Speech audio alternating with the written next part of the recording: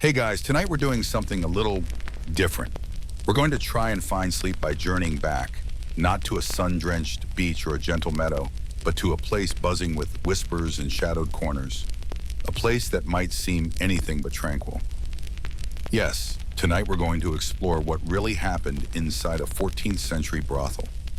Don't worry, we're keeping it strictly PG-13 and historical, focusing on the everyday realities and the surprising rules and economics of these places. Think of it less as a racy expose and more like a deep dive into an often overlooked part of medieval urban life. You probably won't survive this without drifting off, which I suppose is the whole point. So before you get comfortable, take a moment to like the video and subscribe, but only if you genuinely enjoy what I do here. Let me know where you are tonight and what time it is as you prepare to embark on this slightly unusual historical journey. Now dim the lights, maybe turn on a fan for that soft background hum, and let's ease into tonight's journey together. Imagine just for a moment that you are standing on a cobblestone street, not in your cozy room, but somewhere far away, somewhere damp and cool and lit only by flickering lanterns and the occasional spill of light from open doorways. The air smells different here, a mix of wood smoke, damp earth, maybe something a little less pleasant wafting from a nearby ditch, and the distant scent of baking bread. Because even in the 14th century, people still needed carbs. You're standing outside a building that looks perhaps a little larger, a little sturdier than the homes around it, though in some places, these establishments blended surprisingly well into the urban fabric. The street is quiet now, the late hour having settled most of the respectable townsfolk into their straw mattresses. But there's a low murmur emanating from behind that heavy wooden door, a suggestion of life continuing while the rest of the world sleeps. This isn't the quietest place you could choose to visit on a historical deep dive, granted, but sometimes the most interesting stories are found just off the main, well-trodden path. As you stand there letting the atmosphere of a medieval night settle around you, the distant bark of a dog, the rhythmic chirp of unseen insects, the faint, cold tang of metal from a blacksmith shop that's long gone quiet for the night, you start to peel back the layers of time. We're focusing specifically on the 14th century, a time of immense change across Europe. The Black Death was ravaging populations. Feudal structures were shifting, and towns were growing, becoming hubs of commerce, and, well, other human activities that accompany large gatherings of people with coin in their pockets and time on their hands. These burgeoning towns, with their influx of merchants, travelers, and single men seeking work, often found themselves grappling with the presence of commercial sex work. It wasn't always openly embraced, certainly not by the moral authorities, but it was a reality of urban life.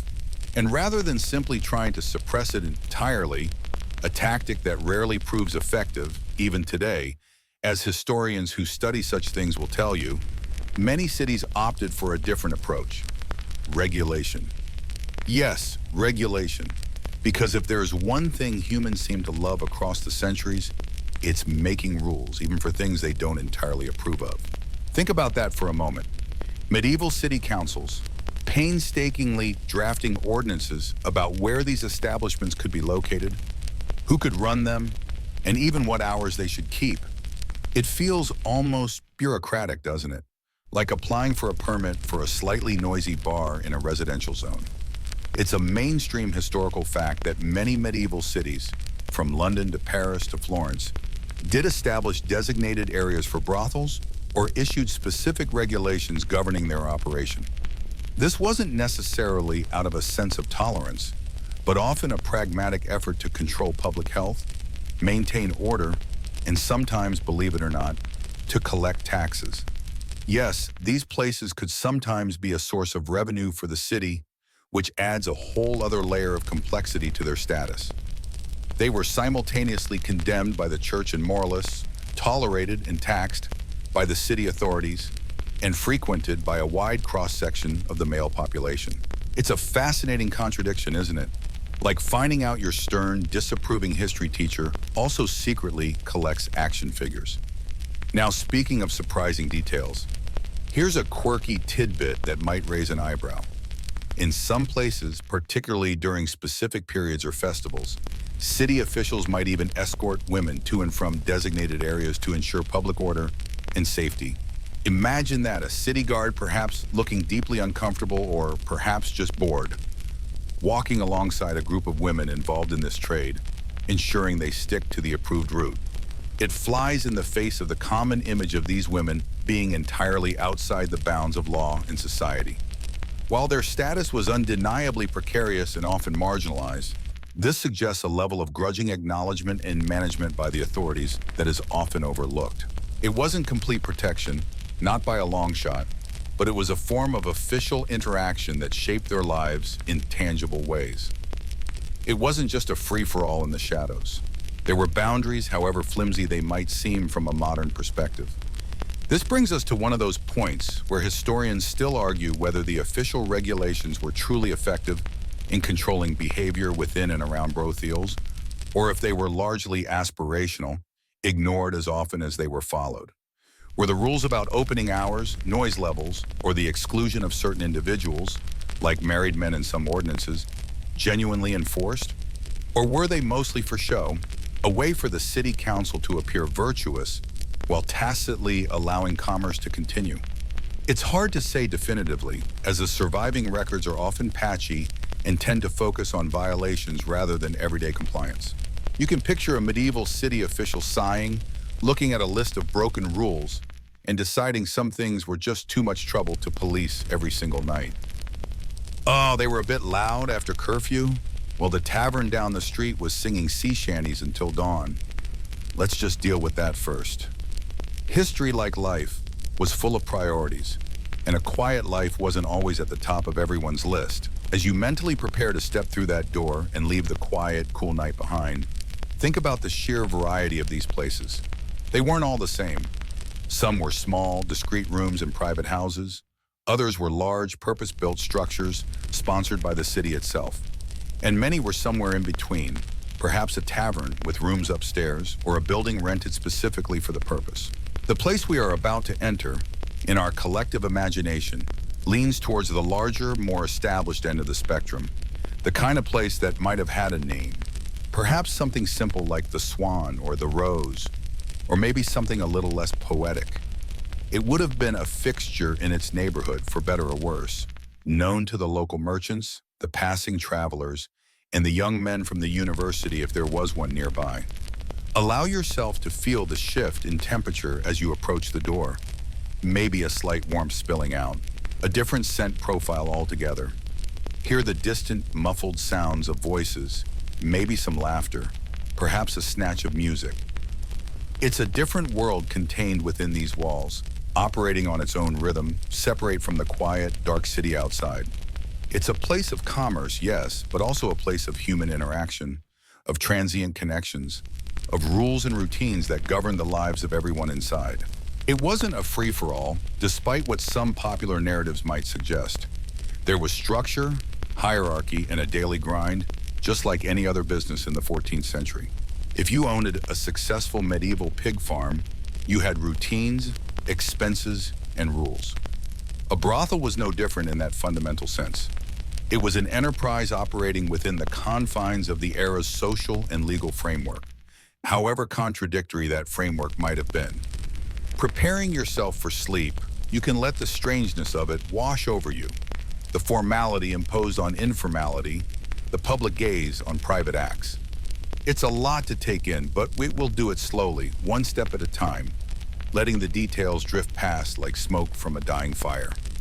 The aim, remember, isn't just historical accuracy, it's also to gently occupy your mind until you're ready to simply let go and sleep. So take a deep breath, leave the quiet street and the barking dogs behind, and let's see what awaits just beyond that door. Okay, so you're standing there, hand on the door, feeling the rough texture of the ancient wood under your fingertips. The sounds from inside are a little clearer now. Definitely voices, maybe some clinking cups or mugs, a low thrum that suggests activity. You push it open, just a little at first, and step across the threshold, leaving the cool, quiet anonymity of the street behind. The air immediately changes.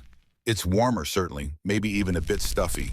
There's a blend of smells that hits you, not all of them pleasant, to be honest. There's the inevitable scent of bodies, of wool and linen clothing worn perhaps a little too long, of stale ale or wine, maybe a faint hint of smoke from a brazier or fireplace, and perhaps underlying it all, something that smells vaguely of cheap perfume or scented oils attempting valiantly to mask other odors. It's a dense, lived-in smell, the kind that clings to fabrics and furniture, unlike the clean, damp air outside. Your eyes take a moment to adjust. The light inside is much dimmer than you might expect, even compared to the lantern-lit street. It's probably lit by a few rush lights, which are essentially reeds dipped in fat that burn with a flickering, smoky flame, or maybe a few tallow candles, which smell faintly of burnt animal fat. Not exactly bright, cheerful illumination. This low light probably serves a few purposes. It saves on expensive beeswax candles. Only wealthy places could afford those regularly. It creates a certain atmosphere, and perhaps it's also rather forgiving on details that brighter light would reveal. Everything is cast in shadows that dance and waver as the flames flicker. The colors inside, if there are any beyond practical browns and grays, are muted and difficult to discern properly in this gloom. As you step fully inside, the door closing softly behind you, the low murmur of voices resolves into individual sounds. There might be conversations happening in corners, quiet laughter, the shuffling of feet on a probably dirt or packed earth floor, maybe covered in rushes, which would need replacing fairly often because, well, medieval floors got messy. You might hear someone coughing, or the sound of a door creaking open and shut elsewhere in the building. It's not a sudden jarring noise. It's more of a constant background hum of human presence, a world contained within these walls. You're not in a silent, sterile museum exhibit. You're in a place that's actively being lived in right now in the 14th century. Try not to inhale too deeply. Some of those smells might have been quite potent. You find yourself in what seems to be a common room or hall. This isn't necessarily like a modern reception area. It's more functional. There might be some simple wooden tables and benches scattered around. The furniture is probably sturdy and plain, built for use, not for comfort or aesthetics. Think robust oak or pine, maybe scarred and stained from countless spills and hours of use. The walls might be whitewashed or simply bare timber or stone, perhaps covered in tapestries if it's a slightly fancier establishment, but likely plain and functional. There's probably a large fireplace somewhere, essential for heating and perhaps for cooking or warming drinks. The fire itself would be another source of light and that ever-present smoke. There are people here, not just clients, but staff. At a table near the entrance, or perhaps behind a counter if there is one, you might see the person in charge. This could be a woman, often called a madam or bawd, or it could be a man, perhaps someone who leases the property and manages the operation. They might be counting coins, supervising the room, or talking to someone. They look like they mean business. Running a place like this required a certain toughness and organizational skill. It wasn't a passive role. This person is responsible for everything, keeping the peace, managing the finances, potentially dealing with the authorities, and ensuring the inventory is available and cared for, to put it delicately. Scattered around the room, you see other figures. Some are clearly clients, perhaps men in rough-spun tunics, or perhaps slightly better-dressed merchants, sitting, talking, drinking. They look like ordinary people from the time, various ages, shapes, and sizes, some looking weary, others boisterous. And then you see the women. They are present in this common area, perhaps talking amongst themselves, interacting with the clients, or waiting. Their clothing might be a little more colorful or decorative than a typical working woman's attire, perhaps an attempt to be appealing, but still within the bounds of what was affordable and practical. They aren't necessarily lounging in opulent settings. They might be sitting on those hard benches, looking as tired or bored or resigned as someone working any long shift. It's important to understand that this common area serves multiple purposes. It's where potential clients enter and first see the available women. It's a place for drinking and socializing before any services are rendered. It's also a waiting area, both for clients and for the women themselves during downtimes. Think of it like the main bar area in a medieval tavern, just with a very specific purpose. It's the transition zone between the outside world and the more private spaces deeper within the building. The atmosphere here is probably a mix of forced cheerfulness, quiet negotiation, and perhaps a baseline level of weary patience from the people who work here. It's not a party. Party? Not usually. It's a transaction hub overlaid with the necessary human interactions to make those transactions happen. One mainstream historical fact about these places is that many officially sanctioned or registered brothels had very specific rules about who could work there and who could frequent them. For instance, in some cities, married men were explicitly forbidden from entering licensed brothels. Though how strictly this rule was enforced is, of course, another matter. This rule was ostensibly to protect the sanctity of marriage and perhaps to keep order, but it also highlights the complex legal and social tightrope these establishments walked. They existed under regulation, which meant they were subject to official scrutiny and interference, not just operating completely outside the law. You could imagine a medieval version of a bouncer standing near the door, squinting at men entering, trying to figure out if that ring on his finger means he's off limits according to city ordinance. It adds a layer of formality you might not expect. Now for a quirky tidbit that reveals something about the practicalities. In some medieval brothels, particularly those sanctioned by the city, there might have been a designated official, sometimes called a guardian or master, who was responsible for collecting fees, settling disputes, and ensuring the house rules were followed. This person wasn't necessarily the owner or madam, but an appointee, perhaps even an official of the city or an officer of a relevant guild. It's a strange little detail that shows just how integrated, in a regulatory sense, these places could be into the city's administration. Imagine a medieval city council meeting. Right, next item on the agenda, appoint a new guardian for the public stews. Bartholomew, you did a good job last year, want to reapply? Just try not to lose the ledger this time. It's a bureaucratic task in a place you'd imagine is free of such things. This brings us to a point where historians still argue whether the working conditions within these brothels, even the regulated ones, offered any genuine protection or stability to the women who worked there, or if the regulations primarily benefited the owners in the city while still leaving the women vulnerable to exploitation and disease. Were the rules about health checks, which did sometimes exist, however rudimentary, or limitations on working hours actually enforced for the women's welfare? Or were they primarily for the benefit of the clients or to maintain a semblance of public order? It's difficult to say definitively because the voices of the women themselves are largely absent from the historical record. We mostly have records from the male officials who wrote the rules, the male clients or the male moralists who condemned the practice. Trying to understand the lived experience from these sources is like trying to understand the dynamics of a family from their tax returns.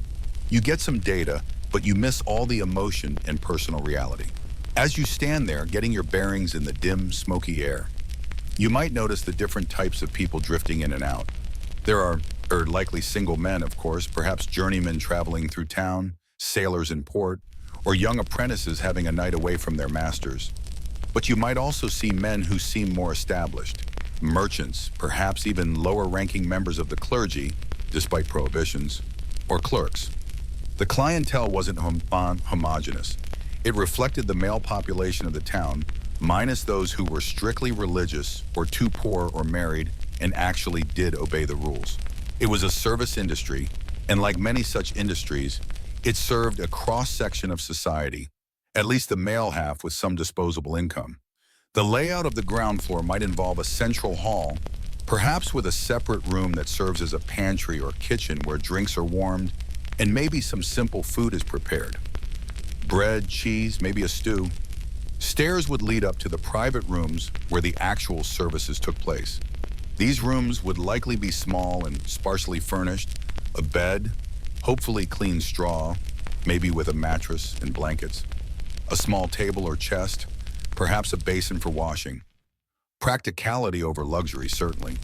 The beds themselves were probably the most important pieces of furniture, and their condition, or lack thereof, would tell its own story about the hygiene and standards of the establishment.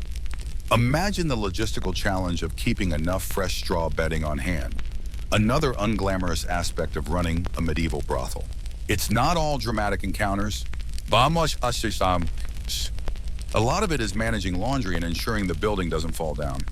As your eyes adjust further, you might start to pick out more details in the shadows. The expressions on people's faces, some animated, some guarded, some just tired. The way people hold themselves. The quiet negotiations happening near the bar. The manager, perhaps a stout woman with a no-nonsense expression, keeping a hawk eye on the room, ready to intervene if things get too rowdy. Because fights could break out, money could be disputed, and keeping order was crucial for the survival of the business and everyone in it. A chaotic brothel would attract unwanted attention from the authorities and scare off clients. So despite the nature of the business, there was likely an effort to maintain a certain level of control and decorum, or at least the appearance of it. You might also notice the presence of other staff beyond the working women and the manager. There could be a server bringing drinks, a cleaner whose job must have been unenviable, perhaps a bouncer or doorman, especially in larger establishments or riskier neighborhoods. It took a small crew to keep such a place running, each person with their own role in the microeconomy of the brothel. It wasn't just about the direct transactions. It was a functioning enterprise with staffing needs, overheads, rent, fuel, food, replacing broken items, and the constant need to manage interpersonal dynamics, both between staff and clients and amongst the staff themselves. It's like running a small, slightly illicit hotel and bar, open late, with a specific set of services offered upstairs. The sounds you hear are likely a mix of languages or dialects, especially if this brothel is in a port city or a major trade hub. Medieval towns were surprisingly cosmopolitan, and people from different regions and countries mixed in places like taverns and brothels. You might catch snippets of conversation you don't understand, adding to the sense of being in a foreign time and place. The atmosphere isn't necessarily tense, but it's definitely charged with unspoken expectations and transactions. It's a space where social norms are bent or suspended, but not entirely abandoned. Rules of conduct still apply, enforced by the manager and potentially by the threat of calling the city watch, or just the sheer discomfort of causing a scene. As you let these impressions wash over you, the dim light, the mingling smells, the low hum of activity, the plain, sturdy furniture, the mix of weary staff and hopeful or boisterous clients, you start to build a picture that's probably far more complex and less sensationalized than popular imagination might conjure. This isn't some den of unbridled vice depicted in morality plays. It's a place of work, a place of business, operating within the messy, often contradictory, social and legal framework of the 14th century. It has its own hierarchy, its own set of routines, its own specific challenges. And it's right here, in this dimly lit room, that our journey deeper into this particular piece of medieval life begins. Let the sensory details settle, the low hum of voices become background noise, and just breathe with the rhythm of this place, letting it lull you further into the past, further towards sleep. As you linger just inside the entrance, letting the low hum of the room envelop you, your gaze inevitably settles on the figure who seems to be at the center of the activity, or at least the control. In this dim, flickering light, details are elusive, but their presence is undeniable. This is likely the person in charge, the manageress, sometimes called the madam, or even the hostess or keeper, depending on the region and formality of the establishment. They aren't tucked away in a back office. They are here, visible, overseeing the ebb and flow of the place. You notice their posture first. There's a certain solidity to it, a stillness that suggests authority even amidst the movement around them. They might be seated at a prominent table, perhaps near the fireplace for warmth, or behind a simple counter if the layout includes one. Their hands might be busy, perhaps counting coins from a small leather pouch, or gesturing subtly to someone across the room. The way others interact with them, staff and clients alike, tells you a lot. There's a deference there, a sense that this person's word carries weight within these walls. They are the pivot point around which the entire operation revolves. Their clothing, even in the gloom, might appear a bit more substantial or well-maintained than some of the other patrons. It wouldn't necessarily be luxurious. This isn't a royal court after all, but it would likely be clean, made of decent wool or linen, perhaps in more somber but respectable colors. They might wear a simple head covering appropriate for their status, like a wimple or veil, or perhaps a more practical coif. There might be a ring on their finger or a pouch at their belt, outward signs of their role managing the finances.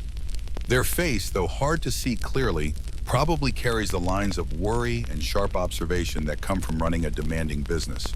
This isn't a job for the faint-hearted or the easily distracted. This person is the linchpin. They are responsible for everything from acquiring and maintaining the premises to hiring or acquiring the women who work here, managing the daily finances, setting prices for services and drinks, ensuring a degree of order, which, let's be honest, was probably a constant struggle, dealing with the city officials, and potentially handling disputes, whether between clients and staff, or even amongst the staff themselves. Imagine trying to balance a medieval ledger book, made of parchment, probably, while simultaneously breaking up a minor brawl about who owes how much for a round of watered-down ale. It was multitasking on a whole different level. Their interaction with the clients is key. You might see them greeting newcomers, assessing them quickly with a practiced eye. Are they drunk? Are they looking for trouble? Do they look like they have money? They might introduce clients to the available women, facilitating the initial transaction, or simply nod for a server to bring a drink. There's a transactional efficiency to it, but likely overlaid with a veneer of politeness or practiced charm, depending on the establishment's desired atmosphere. Some madams might have been stern and businesslike, others more maternal or even flirtatious, using their personality to manage the room and encourage spending. The dynamic between the madam and the women who work there is complex and varies wildly depending on the specific circumstances. In some cases, the madam might have genuinely tried to protect the women, providing a roof over their heads, food, and a degree of safety in a dangerous world. In other cases, the madam was an exploitative figure, taking the lion's share of the earnings, controlling the women's movements, and treating them harshly. It's not a simple narrative of victim and oppressor. The reality was likely a spectrum, influenced by personality, economic necessity, legal framework, and local customs. Running a brothel, even a regulated one, required a certain savviness. It existed in a moral gray zone.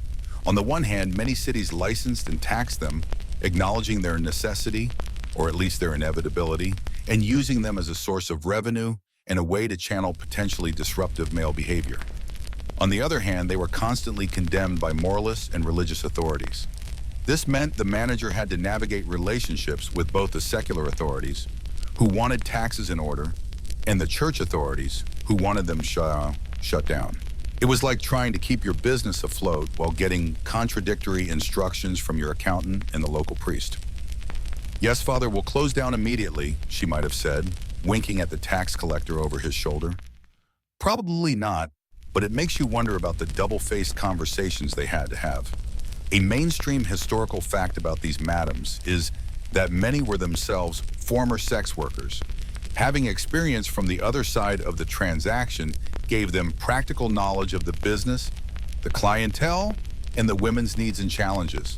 It also meant they had often risen through the ranks, sometimes saving money to open their own establishment or inheriting one. This wasn't always the case. Some madams were simply businesswomen who saw an opportunity, but it was a common path. It suggests a degree of agency. However limited for women in a time when most economic opportunities were closed off to them, though it also underscores the difficult lives from which they were trying to escape or gain control. Now for a quirky tidbit that adds color to the picture. In some towns, particularly those under stricter religious influence, the manageress might have been required to wear a specific, easily identifiable garment or marking when outside the brothel walls. This was intended to shame and segregate them, marking them as figures associated with vice. Imagine trying to run errands or go to market while wearing a hat that basically screamed, "I run the local sex trade." It made their lives outside the brothel potentially very difficult and isolated them from the rest of the community. even if the community tacitly relied on their services. It's a reminder of the public judgment they faced despite their often vital economic role. This brings us to a point where historians still argue whether women who ran brothels in the Middle Ages were primarily agents of exploitation, profiting off the difficult circumstances of other women, or if they sometimes acted as protectors, offering a safer or at least more predictable environment than the dangers of the street or unregulated prostitution. Did they advocate for their workers' health or legal issues, or were they solely focused on maximizing profit? The evidence is mixed and often depends on the source. A city record might praise a madam for keeping order, while a moral treatise might condemn her as a procuress and whore. It's difficult to understand their true motivations and the nuances of their relationships with the women they manage because, again, we rarely hear directly from the women themselves or from the madams describing their own lives and decisions. We are often left interpreting their roles through the biased lenses of male observers. The madam's role in mediating conflict was also critical. In a place fueled by alcohol, varying expectations, and potentially desperate people, arguments and fights were probably common. The madam needed to be able to step in, calm tempers, collect debts, and if necessary, call for help. Perhaps a hired bouncer if the establishment was large enough, or the city watch. Her authority had to be respected, or the place would quickly devolve into case, driving away respectable, or at least solvent, clients, and attracting the kind of trouble that shut businesses down. It required a delicate balance of firmness and diplomacy. You probably wouldn't want to mess with Bar. She'd seen it all and likely knew how to handle herself. Think about the daily grind from her perspective. She would have to manage the inventory, not just the women, but the ale, the loan, the food, the candles, the rushes for the floor, the firewood. She would have to collect the money from the clients, often negotiating prices or dealing with haggling. She would have to pay fees and taxes to the city, perhaps bribes to corrupt officials. She would have to handle the upkeep of the building, which in the 14th century meant constantly dealing with leaks, drafts, and the general wear and tear of a structure subjected to heavy use. It was a perpetual cycle of management, finances, and problem solving, layered on top of the specific human complexities of the sex trade. It was far less glamorous than some later depictions suggest, and far more like running a particularly challenging small business. You might see her interacting with the other staff, perhaps giving instructions to a server, checking on a woman who seems unwell, or sorting out a minor squabble over duties. Her presence is a constant anchor in the room, a focal point of authority. She embodies the rules and structure of this microcosm. In a world with limited options for women, particularly those without family support or independent means, becoming a madam offered a path to independence and even wealth, though it came with significant social stigma and personal risk. It was a high-stakes game played in the dim, smoky backrooms of medieval cities. Consider the relationships she had to manage, not just with her staff and clients, but with suppliers who sold her the ale and firewood, neighbors who might complain about the noise or traffic, and the authorities, the tax collectors, the bailiffs, potentially church officials. Each relationship required careful handling. Upsetting a key supplier could mean no ale. Upsetting the neighbors too much could mean endless complaints to the watch. Upsetting the authorities could mean heavy fines or forced closure. She had to be a skilled negotiator and operator, balancing these competing pressures just to stay in business. It was a masterclass in practical politics and economics, learned not in a university, but through hard experience in the streets and stews of the city. Her position also placed her in a precarious legal situation. While sanctioned brothels offered some protection, they were still subject to raids, moral panics, and changes in civic policy. The madam could be fined, imprisoned, or even expelled from the city if she broke the rules or if the political climate shifted. Her livelihood and the livelihoods of the women working for her were constantly at risk. This vulnerability probably contributed to the need for her to be tough, resourceful, and well-connected, if possible. She needed allies or at least people in positions of power who were willing to look the other way for a fee or a favor. As you watch her preside over her domain, you begin to understand that she is more than just a figurehead. She is the engine driving this particular machine, the one who makes sure the lights stay on, literally with those smoky rush lights. The drinks keep flowing, the clients keep coming, and the money keeps being collected. She is the face of the establishment, the one who sets the tone and enforces the standards, whatever those standards might be. In the complex ecosystem of a medieval city, she occupies a definite, albeit controversial niche, providing a service that society both condemned and demanded. Her ability to thrive, or even just survive, in this role speaks volumes about her character. Resilience, toughness, perhaps a pragmatic acceptance of the world as it is. She is a businesswoman in a challenging market, navigating moral ambiguity and practical difficulties with equal measure. Her story, if it were ever fully told, would likely be one of struggle, compromise, and perhaps a fierce protectiveness over the only world she knows and the people within it who depend on her. She is not a romantic figure. She is a real person making her way in a tough century, running a difficult business, one transaction, one dispute, one busy night at a time.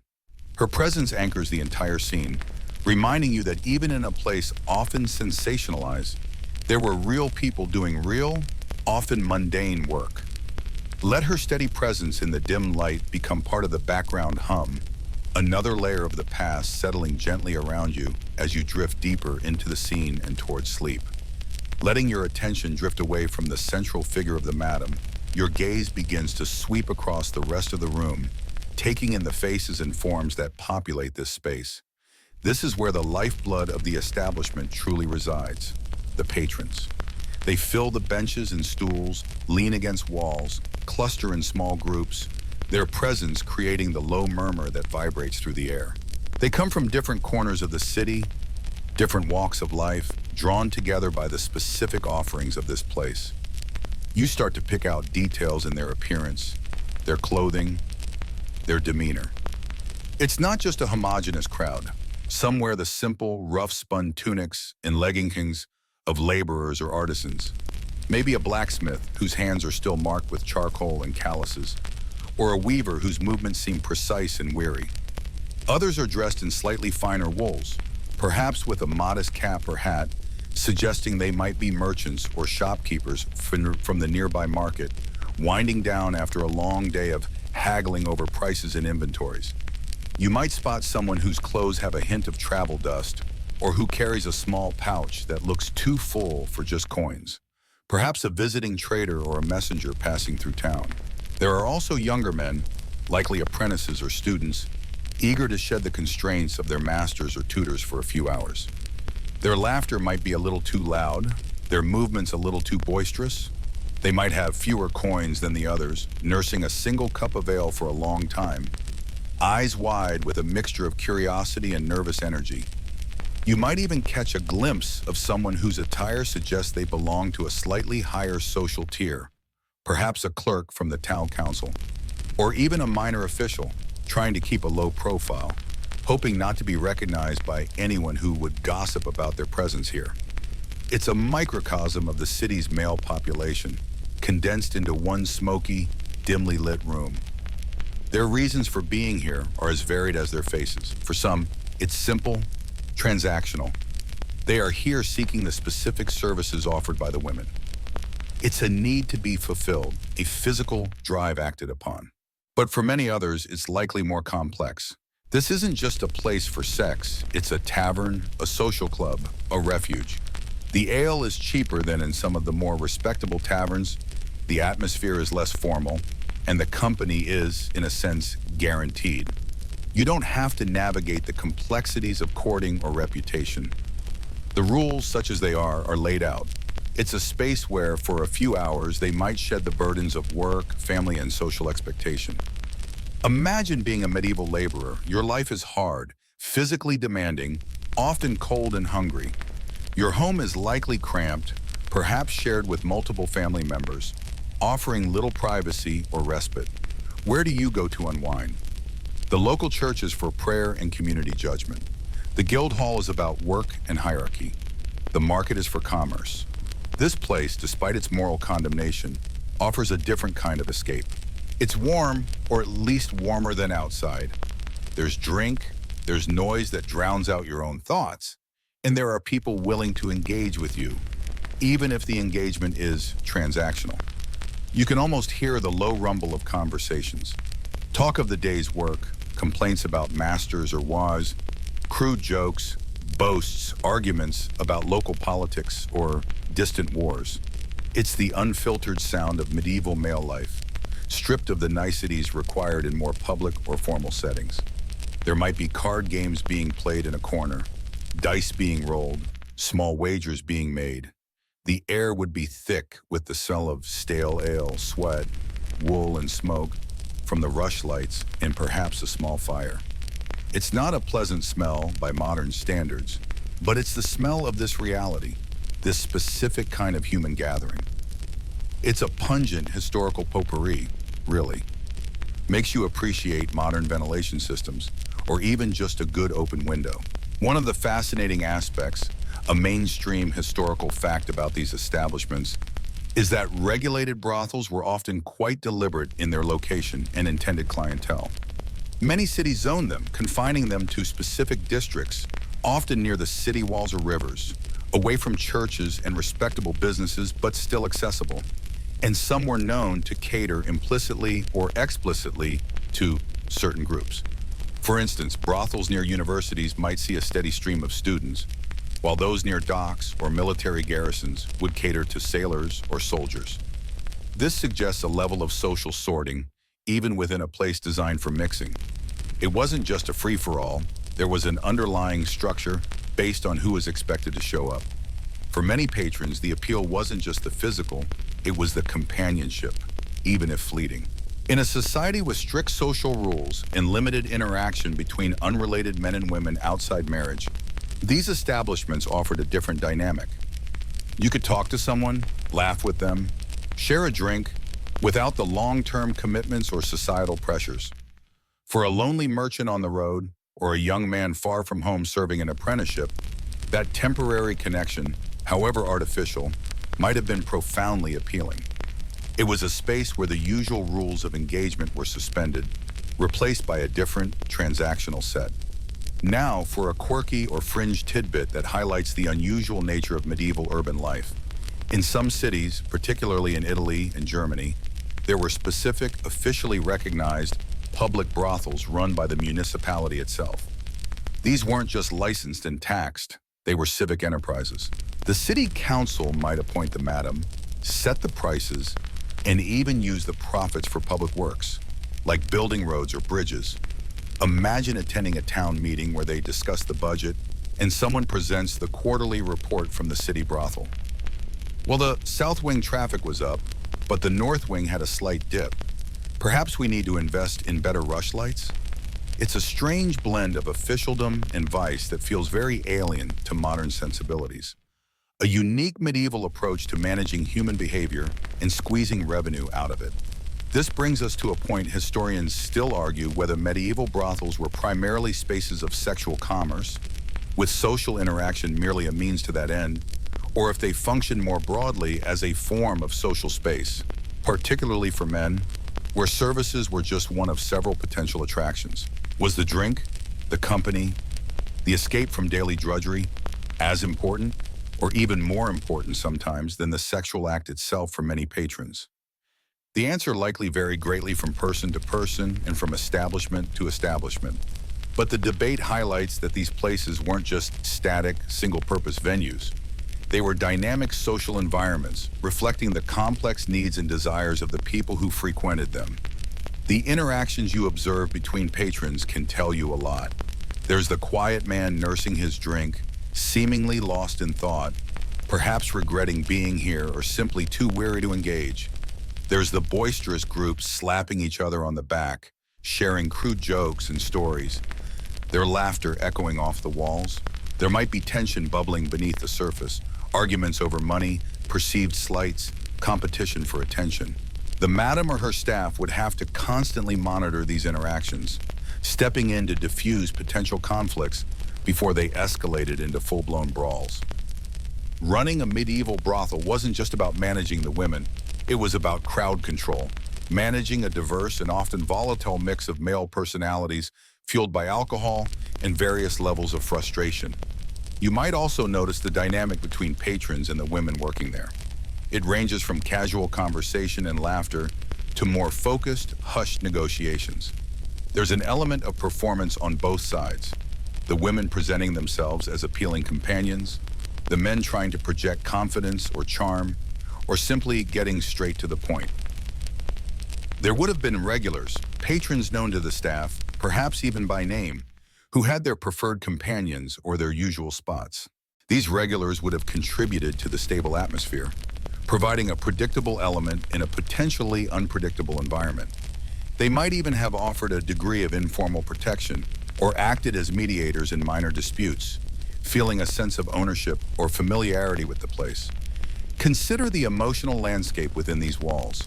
For the patrons, it could be a mix of excitement, awkwardness, desperation, relief, or simple boredom. Some might be seeking genuine connection, however temporary, while others are purely transactional. There's a certain melancholy quality to the scene if you look closely. The forced smiles, the tired eyes, the underlying sense of transaction that permeates every interaction. It's not a place of easy joy, but rather a place that caters to complex needs in a straightforward, medieval way. Like trying to buy happiness with a handful of coins and a promise, it rarely delivers the full package, but sometimes it's enough for the moment. The economic aspect is also crucial from the patron's perspective. How much did it cost to be here? A drink, a conversation, a specific service? Prices would have varied depending on the establishment's reputation, the services offered, and the status of the woman or the patron. For a laborer, even a small amount spent here might represent a significant portion of his meager wages. For a merchant, it might be a trifling expense. This economic diversity among the patrons further illustrates the complex social ecosystem of the brothel. It wasn't just the poorest of the poor, it was anyone who had a few coins to spare and a desire to be there for whatever reason. You see a group of soldiers, perhaps off-duty, their leather or padded armor worn and dirty, their faces ruddy from sun and wind. They are loud, their voices carrying above the general din, sharing stories of marches or skirmishes. For them, this place is likely a temporary respite from the harsh realities of military life, a chance to feel civilian again, to spend hard-earned pay on fleeting pleasures before the next campaign or guard duty. Their presence might add an edge of potential danger, as soldiers are often quick to anger and prone to fighting, something the madam would definitely need to manage carefully. It's like adding a lit fuse to an already flammable mixture.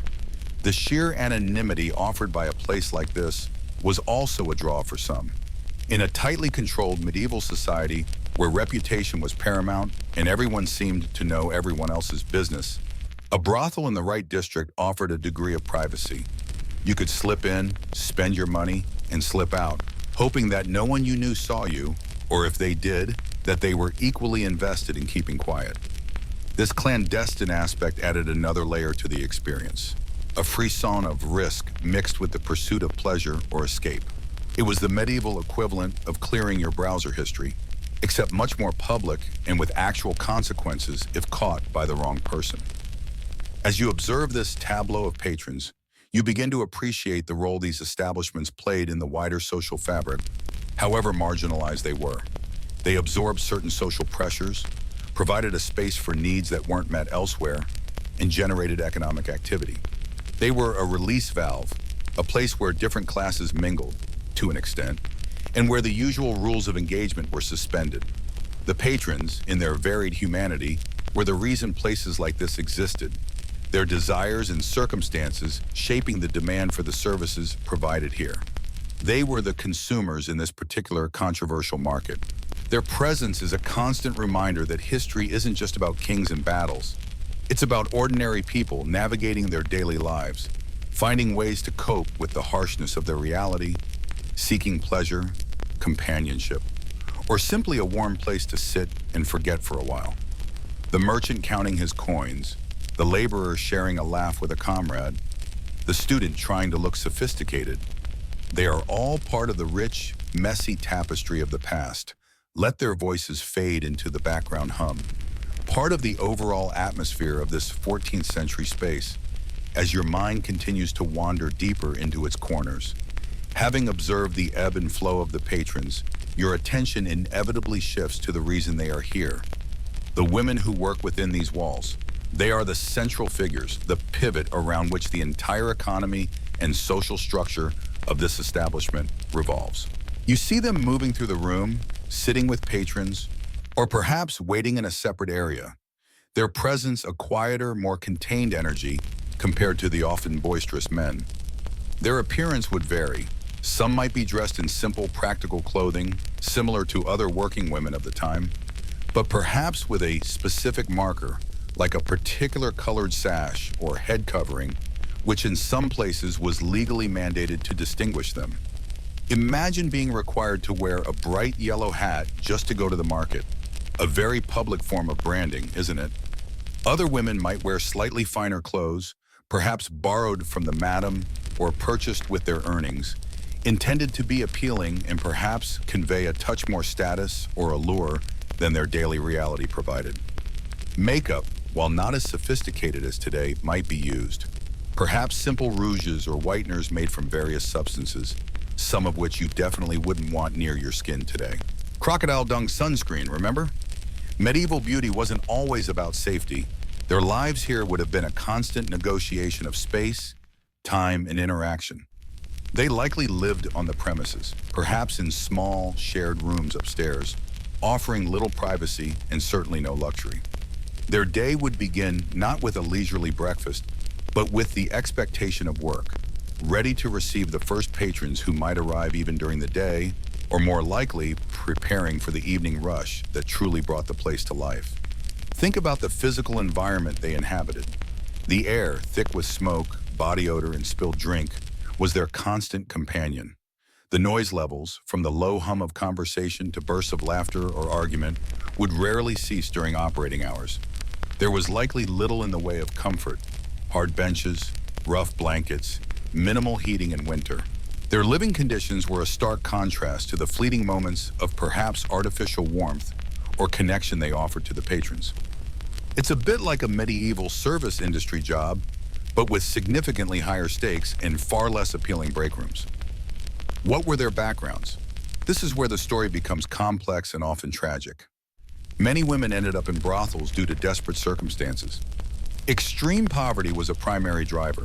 If a woman lost her husband, father, or male protector, or if her family was simply too poor to support her, especially if she had no dowry or wasn't skilled in a respectable trade like weaving or brewing, survival could become incredibly difficult.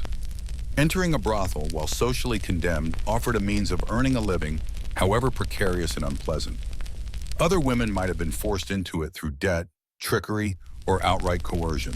A woman who fell into debt, perhaps inherited from a deceased relative, or through her own misfortune, might have found herself with no other way to pay it off. Some were trafficked, lured from their villages with false promises of domestic service or marriage in the city, only to find themselves imprisoned and forced into prostitution. Runaway serfs, orphaned girls, women fleeing abusive homes or forced marriages. The paths leading to a brothel were varied, but often began with a lack of options and vulnerability. However, historians still argue whether all women in medieval brothels were purely victims of circumstance, or if some, particularly in regulated city brothels, exercised a degree of agency, seeing it as a temporary or even preferred economic opportunity compared to other low-wage labor available to women. While certainly not a life of glamour or ease, the potential earnings might have been higher than those of a laundress or spinner, at least in theory, if they could manage the dangers and retain a portion of their income. This debate doesn't diminish the harsh reality for many, but it acknowledges the potential for complex individual choices within a restrictive system. Their relationship with the madam was central to their lives within the brothel. The madam controlled everything: their food, lodging, clothing, often provided at a cost the women had to repay, their interactions with patrons, and crucially, the division of earnings. The madam acted as manager, security guard, to some extent, and often exploiter. She set the prices, took her cut, which was often the lion's share, and enforced the rules of the house, which could be arbitrary and harsh. Her power over the women was almost absolute, creating a dynamic of dependency that was difficult to escape. Interactions with patrons ran the gamut. Some men might have been relatively kind, simply seeking conversation and companionship along with services. Others would have been crude, demanding, or even violent. The women had to navigate this unpredictable landscape, using their social skills, charm, and resilience to manage difficult situations and extract the agreed-upon payment. It required a constant performance, a suppression of their own feelings and desires to cater to those of the men. Imagine having to put on a smile and be charming when you're exhausted, hungry, or dealing with illness. A demanding acting role, and the audience wasn't always appreciative. Daily life would involve long hours. The brothel might open relatively early and stay open late into the night. There would be little time for rest, personal pursuits, or even basic health care. Illnesses, both common medieval ailments and those specific to their profession, would have been rampant, and access to medical care would have been limited or non-existent, depending on the madam's willingness to pay for it, or more likely, provided at an exorbitant cost to the woman. A mainstream historical fact about medieval brothels is that many city governments attempted to regulate them not out of concern for the women's welfare, but to control public order and collect taxes. Regulations often specified opening hours, prices for services, sometimes even stipulating different prices based on the time of day or the woman's appearance. Nice. Rules of conduct for both patrons and women, and restrictions on who could work or live in the brothel, often prohibiting married women or nuns. These regulations were a clear acknowledgement of the brothel's existence and an attempt to integrate it, however uneasily, into the urban landscape, primarily for the benefit of the city's coffers and public peace. For a quirky or fringe tidbit, in some medieval cities, there were specific rules about when brothels had to close. In many places, they were required to shut down during religious festivals or on certain holy days. This meant that even in a place dedicated to earthly pleasures and outside the realm of traditional morality, the powerful influence of the church and religious observance still dictated periods of closure. Imagine the madam announcing, "All right, ladies, sorry, but we have to close up shop. It's the Feast of St. Bartholomew. Everyone off to church, or perhaps just a quiet day off." A strange blend of sin and piety, isn't it? The concept of agency is particularly fraught when discussing the women in medieval brothels. Were they simply chattel, owned and controlled by the madam and patrons? Or did they possess some degree of ability to make choices, negotiate terms, or even form supportive relationships with each other? Accounts are scarce and often biased, making it difficult to reconstruct their inner lives and true levels of autonomy. It's likely a spectrum existed, with some women facing total servitude and violence, while others, perhaps those with more experience or working in slightly more respectable establishments, had a bit more room to maneuver, negotiate prices, or refuse unwanted clients, though this would always carry risks. Their interactions amongst themselves are less documented, but crucial to imagine.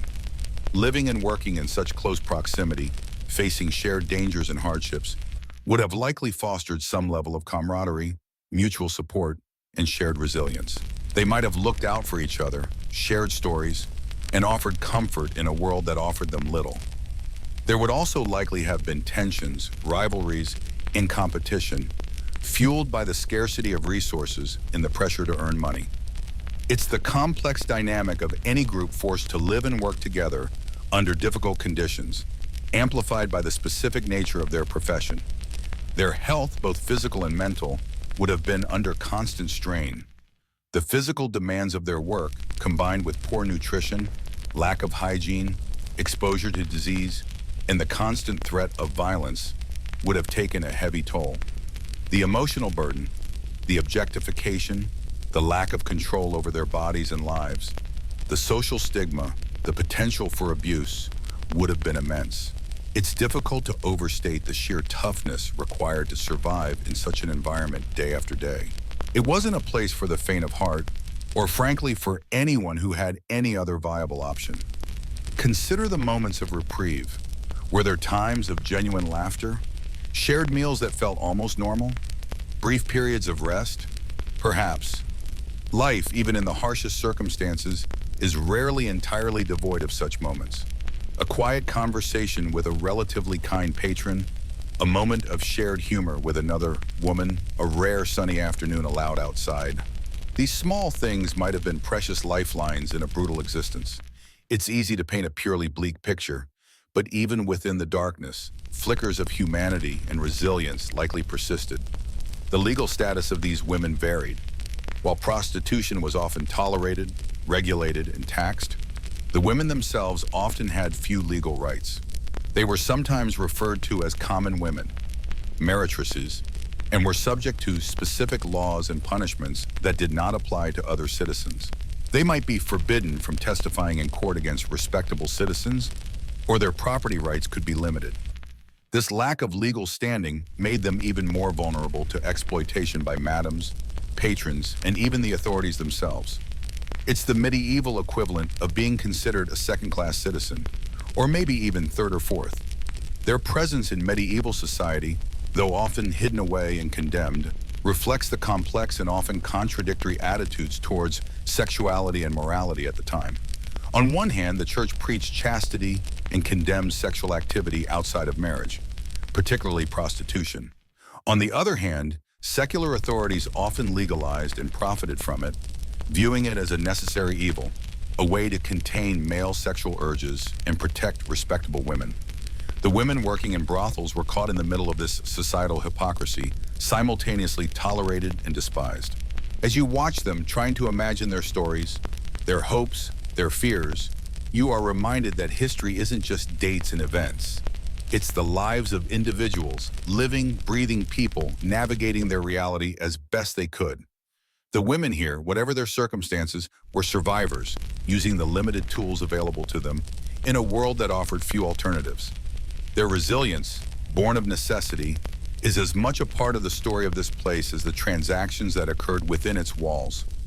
Let the murmurs of their lives blend with the background noise, adding another layer to the atmosphere of this 14th century space. As your gaze sweeps across the room, past the women you've just been contemplating, it inevitably settles on another central figure, the one who holds the reins, who orchestrates this complex dance of commerce and desire. This is the madam, the keeper of the house, the woman in charge. She might not be the most outwardly flamboyant person in the room, perhaps dressed more conservatively than some of the working women, but her presence carries weight.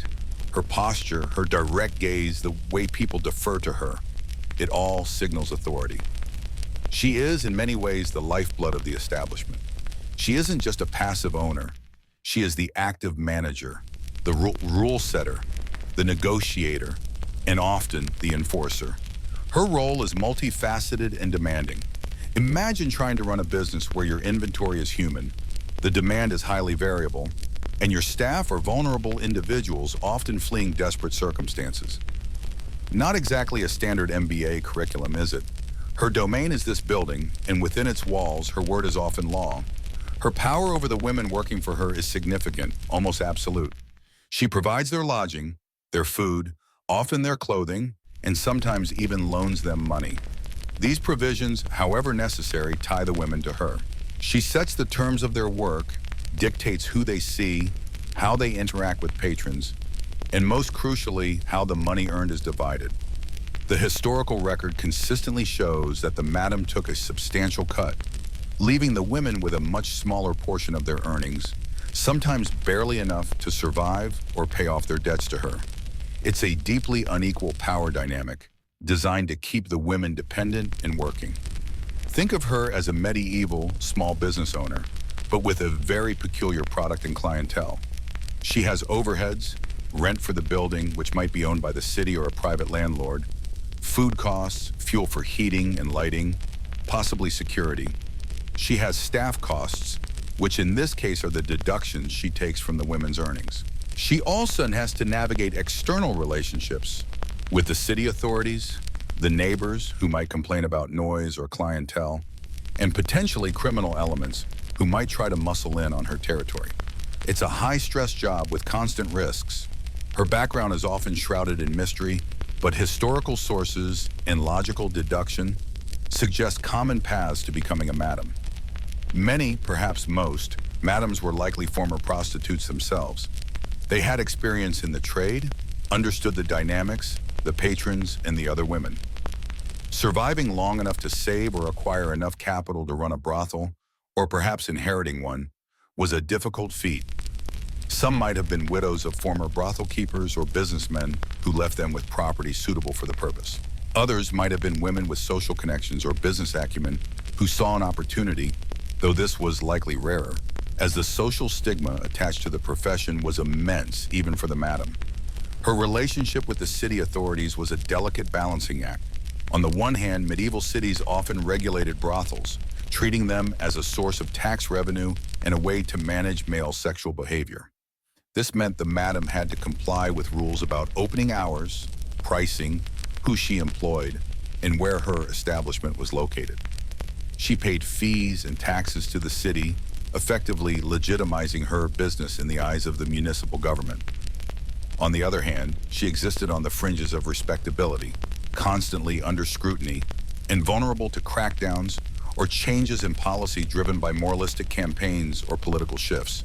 She had to cultivate relationships, perhaps through bribes or favors, with relevant officials to ensure her continued operation. Economically, the madam's goal was profit. Her income came directly from the services provided by the women, minus her considerable cut. Her expenses included the aforementioned overheads, plus potential fines or bribes.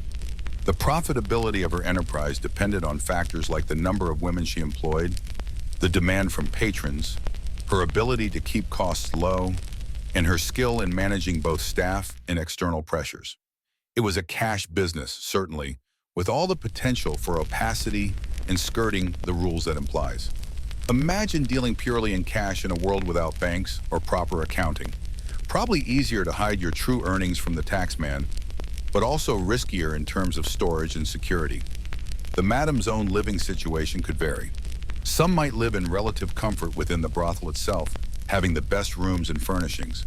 Others might maintain a separate, more discreet residence elsewhere in the city, attempting to distance their personal life from their professional one.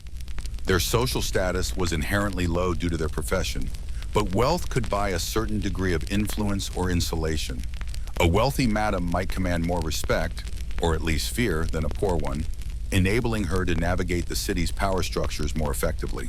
Challenges were constant. Competition from other brothels, unregulated prostitution, or even just taverns offering illicit services was a threat to her business. Maintaining order within the brothel was crucial. Fights between patrons, disputes over payment, or rebellious behavior from the women could lead to trouble with the authorities or damage the brothel's reputation. She had to be a tough negotiator and a shrewd judge of character, capable of handling difficult men and managing a potentially volatile staff. It's not a job for the faint-hearted. You needed a thick skin and a sharp mind to survive, let alone prosper. A mainstream historical fact about medieval madams, particularly in larger cities like Paris, London, or Florence, is that many operated regulated brothels situated in specific, designated areas, often outside the city walls, or in particular districts known as red light areas. This practice of segregation and regulation was widespread across Europe and was seen by authorities as a way to contain prostitution, making it easier to monitor, tax, and keep away from the more respectable parts of the city center. It's a clear example of how medieval society simultaneously condemned and compartmentalized behaviors it deemed immoral but couldn't effectively suppress. For a quirky or fringe tidbit, there are accounts from some medieval cities where madams were required not only to follow municipal laws, but also to swear an oath to uphold specific regulations. Imagine having to stand before a city official, perhaps in the town square, and formally promise to, say, ensure your establishment closes on Saturday nights and Sundays, or that you won't admit priests or married women. It adds a strange layer of formality and legalistic absurdity to the business of running a brothel, doesn't it? It's like the medieval equivalent of getting a liquor license, but with added moral pronouncements.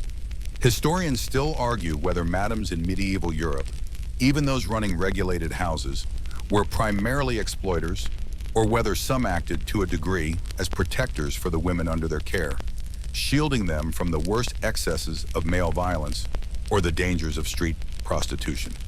While the economic exploitation is undeniable, a stable, regulated brothel under a competent madam might have offered more security and a less brutal existence than operating independently or falling prey to less scrupulous individuals. This debate acknowledges the complexities of the system and the potential for varying experiences within it, even if the overall structure was one of exploitation. Her interactions with patrons were different from those of the working women. While the women were the commodity, the madam was the gatekeeper and the deal-maker. She might greet patrons, assess their demeanor, and negotiate the price and duration of services. She handled payments, settled disputes, and dealt with drunken or disorderly behavior. Her role was one of management and control, ensuring the smooth operation of the business and the collection of revenue. She wasn't offering intimacy, she was running a commercial transaction, and her focus was on efficiency and profit. Daily life for the madam would have been relentless. Early mornings might involve dealing with the aftermath of the previous night, sorting out money, perhaps resolving conflicts among the women. The day could involve dealing with suppliers, city officials, or potential new recruits. Evenings were peak business hours, requiring her constant presence and oversight. There would be little time for personal life or relaxation. Her home was her business, and the demands were constant.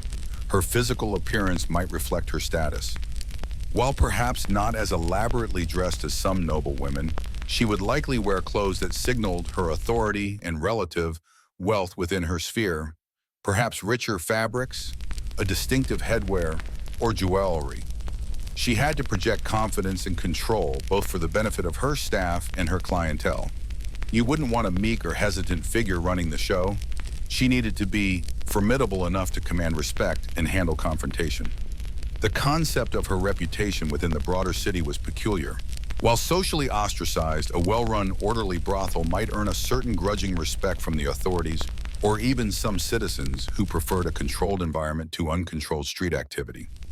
A madam known for keeping a quiet, well-managed house, paying her taxes, and perhaps even contributing to local charities, unlikely but possible for a very wealthy one, might be treated differently from one running a disorderly, dangerous establishment. It highlights the medieval pragmatism that often existed alongside moralistic condemnation. The potential for her to face violence or danger was real. Dissatisfied patrons, rival brothel keepers, or criminals could pose a threat. She had to rely on her own toughness, perhaps employing bouncers or relying on her connections with the city watch for protection. Running a brothel was a dangerous business, and the madam was not immune to its perils. As you watch her move through the brothel, issuing quiet instructions, observing the interactions, you see a woman who has likely seen and experienced a great deal. She is a survivor, having navigated a world that offered few opportunities to women, particularly those outside of traditional roles. She has carved out a place for herself, however morally ambiguous, and maintains control through a combination of shrewdness, toughness, and exploitation. Her story is intertwined with the stories of the women she employs and the men who frequent her establishment, a central thread in the tapestry of this hidden corner of medieval life. Let her presence settle into the atmosphere, adding another layer of complexity to the environment you are observing. Leaving the formidable presence of the madam to her duties, your attention drifts, settling finally on the women themselves. They are the core of this place, the reason anyone walks through that door, yet their existence here is a tangled knot of necessity, vulnerability, and sheer endurance. You see them scattered throughout the public rooms, perhaps sitting together on a bench, maybe talking quietly in a corner, or simply waiting. Their gaze is sometimes meeting yours with a flicker of something you can't quite read. Weariness, resignation, a practiced indifference. Their daily lives within these walls are dictated by a relentless rhythm, a cycle of anticipation and performance. The daytime hours might be a brief respite, a chance for a hurried meal, perhaps a little rest, or dealing with the basic chores of life in close quarters. They live here, remember? This isn't just a workplace, it's their home, shared intimately with other women in similar circumstances. Living conditions are likely basic, even for a higher class brothel. Imagine cramped rooms, simple bedding, not much privacy. Your personal space shrinks to a tiny corner of existence. It's a bit like a medieval, much less fun, version of a student dorm, except with significantly higher stakes and a clientele you really hope wash their hands. As dusk approaches, the energy shifts. The lights, probably dim lamps or candles, are lit, casting dancing shadows. Patrons begin to arrive, and the women must be ready. Ready to present themselves, to engage, to navigate the tricky, often dangerous interactions with men who see them not as people, but as a service. The waiting is part of the job. Hours spent in the public areas, trying to catch the eye of a potential patron, or being chosen by the madam or a servant to accompany a specific customer. It's a constant performance, requiring a certain facade, a willingness to smile or feign interest even when you feel anything but. Then comes the actual work, which takes place in small, private rooms off the main areas. These rooms are functional, stark, a bed, maybe a small table, certainly not designed for comfort or lingering. The interactions within these rooms are the commercial heart of the brothel, but for the women, they are the physical and emotional core of their struggle. You don't need me to spell out the details of what happens, but understand that it's a transaction where one party holds all the power and the other is acutely vulnerable. Consent, as we understand it today, is a murky, often non-existent concept in this context. You are there to provide a service, regardless of your personal feelings about the patron. The economic reality for these women was brutal. As we touched on with the madam, a significant portion, often the majority, of their earnings went straight into her pocket. The historical term for this cut is sometimes called rent for their room and board, but it amounted to a system of severe economic exploitation. What little remained had to cover their own basic needs: clothing, any personal items, and often payments on debts they owed to the madam. Perhaps she paid for their passage to the city, bought them clothes when they arrived, or fronted them money during lean times. These debts could become shackles, keeping them bound to the brothel, unable to leave until they were paid off, a feat that was often impossible given their meager income. It's a classic debt bondage scenario, medieval edition. Think of it like a really unfair payday loan with no hope of escape. This precarious economic state meant they were perpetually living on the edge. A few days of illness, a lack of patrons, or a dispute with the madam could plunge them into deeper debt or leave them without food. They had no savings, no safety net. Their entire existence depended on the unpredictable flow of male desire and the madam's willingness to house and feed them. It's a powerful illustration of how poverty and lack of options trapped women in these circumstances. The health risks were enormous and constant. Medieval medicine was, well, let's just say it wasn't exactly cutting edge. You were dealing with a high-risk environment where infectious diseases spread easily, sanitation was poor, and occupational hazards were part of the job description. While medieval people didn't understand sexually transmitted infections in the same way we do, they were acutely aware of poxes and maladies that could be passed between people. Syphilis, though its origins are debated, was certainly present or would become a scourge later, but other infections were rampant. Gonorrhea-like symptoms were recognized. A constant flow of different partners significantly increased a woman's exposure to these illnesses. Beyond STIs, there was the risk of physical violence from patrons. Drunken men, men with abusive tendencies, men who felt entitled to demand whatever they wished. The women were exposed to these dangers nightly. There were no bouncers specifically dedicated to protecting the women from patrons, only perhaps guards to maintain general order or protect the madam's property. If a woman refused a service, or if a patron became aggressive, her safety often depended on her own ability to de-escalate, or the intervention of other women, or the madam's servants, neither of which was guaranteed. You are utterly exposed, relying on your wits and perhaps a bit of luck. The backgrounds of the women who ended up in brothels were varied, but the common thread was usually desperation. Poverty was the primary driver. For women with no family support, no dowry, no marketable skills outside of domestic service, which paid poorly and was often seasonal or unreliable, and no social safety net, selling sex could tragically seem like the only way to survive. Some were orphans, some were widows with no means of support, some were women fleeing abusive situations at home, some might have been victims of seduction who were then abandoned and ostracized by their communities, leaving them with no other options. Occasionally, there might be women who were coerced or even kidnapped into the trade, though pinpointing the scale of this in historical records is challenging. It wasn't exactly a career choice advertised in the town crier's newsletter. It was a path walked out of the direst necessity. Within the brothel, relationships between the women themselves could be complex. They were competitors for patrons and thus for income, which could breed rivalry and jealousy. However, they were also sharing a deeply isolating and traumatic experience.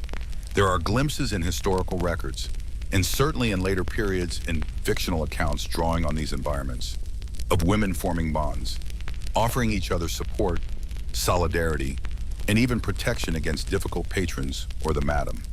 Sharing tips on handling certain men, looking out for someone who seemed unwell, or simply providing a sympathetic ear. These small acts of connection could be vital in an otherwise dehumanizing environment. It's easy to imagine a kind of gallows humor developing, where you have to laugh to keep from crying. Yeah, well, at least my guy didn't try to pay me in chickens last night, you might joke to a friend, knowing full well it's not funny at all. Their legal and social status was virtually non-existent. Prostitutes were marginalized and often scorned by mainstream society, even when their work was regulated by the authorities. They had few, if any, legal rights. Their testimony in court might be dismissed, they were often subject to arbitrary punishments, and they were vulnerable to exploitation, not just by patrons and madams, but also by officials or criminals. They existed in a legal and social limbo, essential to many men, but simultaneously despised by the very society they served. Getting justice for an assault or theft would have been incredibly difficult, if not impossible. Let's add a mainstream historical fact here. In many medieval cities, prostitutes were identifiable by law or custom through specific clothing or symbols. For example, in some Italian cities, they were required to wear a particular color, like yellow, or specific hats. In England, they might have to wear striped hoods. This wasn't just about identification. It was a deliberate act of social shaming, marking them as different and fallen, reinforcing their marginalized status in the public eye even when they were within regulated zones. You wouldn't exactly blend in at the medieval equivalent of the grocery store. For a quirky or fringe tidbit, some historical records mention instances of medieval brothels being associated with public bathhouses. In cities like Paris or London, bathhouses called stews in London were places of relaxation and hygiene, but many also served as fronts or locations for prostitution. This association was so strong that stew became a euphemism for a brothel. Imagine going for a relaxing soak and ending up, well, let's just say the bubbles weren't the only thing on offer. It adds a strange layer to the public health and social aspects of these establishments. Just popping down to the stews for a clean, and other things. Historians still argue whether the regulatory efforts by medieval city authorities were primarily aimed at public health and managing disorder, or if they were more about controlling and taxing the trade for municipal revenue, with the well-being or safety of the working women being a secondary or even irrelevant concern. While some regulations did touch on health, like prohibiting women with certain visible illnesses from working, which was more about protecting the patrons than the women, the focus seems heavily weighted towards economic and social control, extracting money and keeping the activity confined. The debate highlights the complex motivations behind medieval social policies. The emotional toll of this life is hard to overstate. Constant exposure to transactional intimacy, lack of control over one's body and time, the threat of violence, the economic insecurity, and the deep social stigma, these would have combined to create immense psychological pressure. There was little room for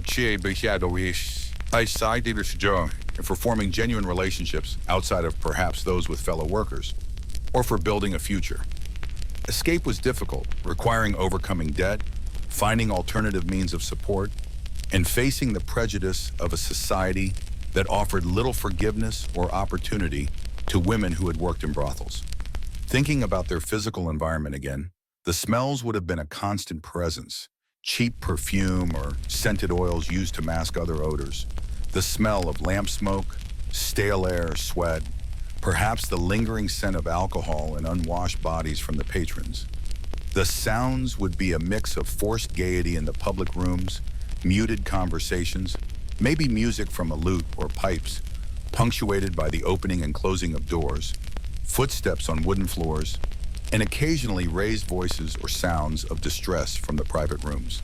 It's an assault on the senses, reinforcing the unglamorous, harsh reality beneath any superficial attempts at comfort. Even something as basic as sleep would have been disrupted and difficult.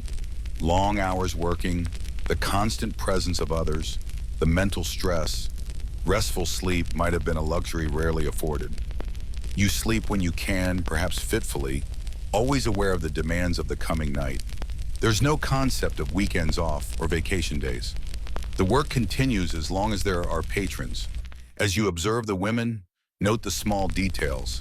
The way one woman massages her temples, another stares blankly into space, a third forces a bright smile at a potential customer. These are not just figures in a historical tableau. They are individuals trapped by circumstance in a system designed to exploit them. Their resilience, however, is also palpable. The sheer fact of their survival in such conditions speaks volumes about their inner strength. Their stories are largely lost to us, buried beneath layers of prejudice and the anonymity of their profession.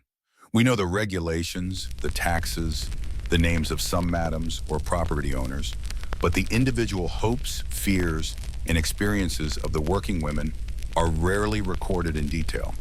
They are often referred to collectively, their individuality erased by the label of their trade. It's a powerful reminder of who gets written into history and who is left out. The casual cruelty of the system is evident in every aspect of their lives within this place. They are commodities, managed and traded for profit, their well-being secondary to the business's bottom line. It's a stark, uncomfortable truth about a hidden but integral part of medieval urban life. Let the weight of this reality settle over you as you continue to observe the scene, appreciating the immense difficulty of their existence. Leaving the formidable presence of the madam to her duties, and having observed the tangled knot of the women's existence within these walls, your attention now shifts as the energy of the evening begins to swell. The sun dips lower outside, casting long shadows across the dusty floorboards, and the main public room starts to fill, not with the residents, but with the other half of this transaction. The patrons. They arrive in trickles at first, then a more steady stream as the night darkens. Who are they? You see a mix. There's the merchant, maybe, slightly portly, dressed in decent wool, perhaps looking for a brief escape from the stresses of business and home. There's the apprentice or journeyman, younger, likely a bit more boisterous, pooling his meager earnings with friends for a night out. There's the occasional soldier, perhaps, or sailor, passing through town, seeking temporary comfort. Maybe even a lower-level clerk or minor official, trying to project an air of importance he doesn't quite possess outside these walls. The striking thing, immediately apparent, is the difference in how they carry themselves compared to the women. There's a sense of purpose, of entitlement, of being the customer, the one with the money and the power. They don't linger with the quiet resignation you saw in the women. They stride in, look around, appraise the scene. Their interactions with the servants, or even the madam if they're regulars, are transactional, demanding. They are here to buy something, and they expect to receive it with minimum fuss and maximum gratification. Their motivations for being here are varied, of course, but the primary one is clear: to purchase sex. But it's often more complex than just that. For some, it might be loneliness, a lack of connection in a society where opportunities for casual intimacy were severely restricted, especially outside of marriage. For others, it might be pure physical release. For many, however, there's an undeniable element of power at play. In this setting, they are in control. They choose, they pay, they dictate the terms, or at least they attempt to, and they leave. It's a temporary escape from the constraints of their own social roles and expectations, a place where they can feel dominant and desired, even if that desire is strictly commercial. The interactions between patrons and the working women are a fascinating, if often uncomfortable, study in power dynamics. The men mill about, their eyes scanning the women present. The women, as you observed earlier, sit or stand, trying to look appealing, perhaps making small talk among themselves while keeping an eye on the potential customers. A patron might approach a woman directly, initiating a conversation. Or he might speak to a servant or the madam, describing what he's looking for, and one of the women is then presented to him. It's less like browsing a menu and more like, well, let's just stick with transactional. The conversation is often brief, functional. A potential patron might ask a woman her name, likely not her real one, but the name she uses here, perhaps make a crude joke or a compliment, and then quickly negotiate the price for her services. The woman, for her part, has to navigate this interaction carefully. She needs to be agreeable enough to secure the business, but also assertive enough to ensure the transaction happens as agreed and that she receives her payment, or rather, that the madam receives it and she gets her cut. It's a constant negotiation, often against someone who is intoxicated or simply doesn't care about her well-being or dignity. Payment is usually upfront, or at least agreed upon beforehand. This is for the madam's protection, ensuring she gets her share regardless of what happens later. The cost for a woman's time and services would vary depending on the city, the brothel's class, remember we're in a relatively decent one, the woman's perceived desirability or experience, and the specific services requested. It wasn't cheap for the average working man, which tells you something about their priorities or disposable income. Imagine paying the equivalent of a week's wages for a few hours. It puts it into perspective. Though, let's be honest, medieval financial conversions are about as reliable as a diet based solely on meat. Once the price is settled, the patron and the woman would retreat to one of those small, private rooms you envisioned earlier. Here, the core business of the brothel takes place. What happens within those rooms remains private, of course, but the power dynamic established in the public room carries through. The patron is the paying customer, and the woman is providing a service. Her priority is fulfilling the agreement quickly and without incident, ensuring she doesn't upset the patron or draw negative attention from the madam or staff. The behavior of patrons could range from merely demanding and transactional to outright abusive. Alcohol was often involved, dulling senses and lowering inhibitions, sometimes leading to aggression or violence. Patrons might refuse to pay the agreed-upon price, demand services beyond what was negotiated, or become physically rough. Remember those physical risks for the women we talked about? Many of them stemmed directly from patron behavior. The women had limited recourse in such situations. Complaining to the madam might help if it threatened the business's reputation, or the woman was particularly valuable, but often they were left to manage or endure difficult and dangerous encounters on their own. It's a stark reminder that for all the regulation, the women's safety was rarely the primary concern. The social status of the patrons themselves is another layer to consider. While the women working in brothels were undeniably marginalized and socially scorned, remember that distinctive clothing they had to wear? The men who frequented these establishments often faced less severe social repercussions. A mainstream historical fact here: while some medieval moralists condemned the use of prostitutes, and some laws even forbade certain groups, like clergy or possibly married men, from visiting brothels, enforcement was often lax or non-existent, especially for men of higher social standing. There was a prevailing double standard. The buyer was often judged far less harshly than the seller. It's like medieval society collectively decided, well, boys will be boys, but girls who facilitate boys being boys are the problem.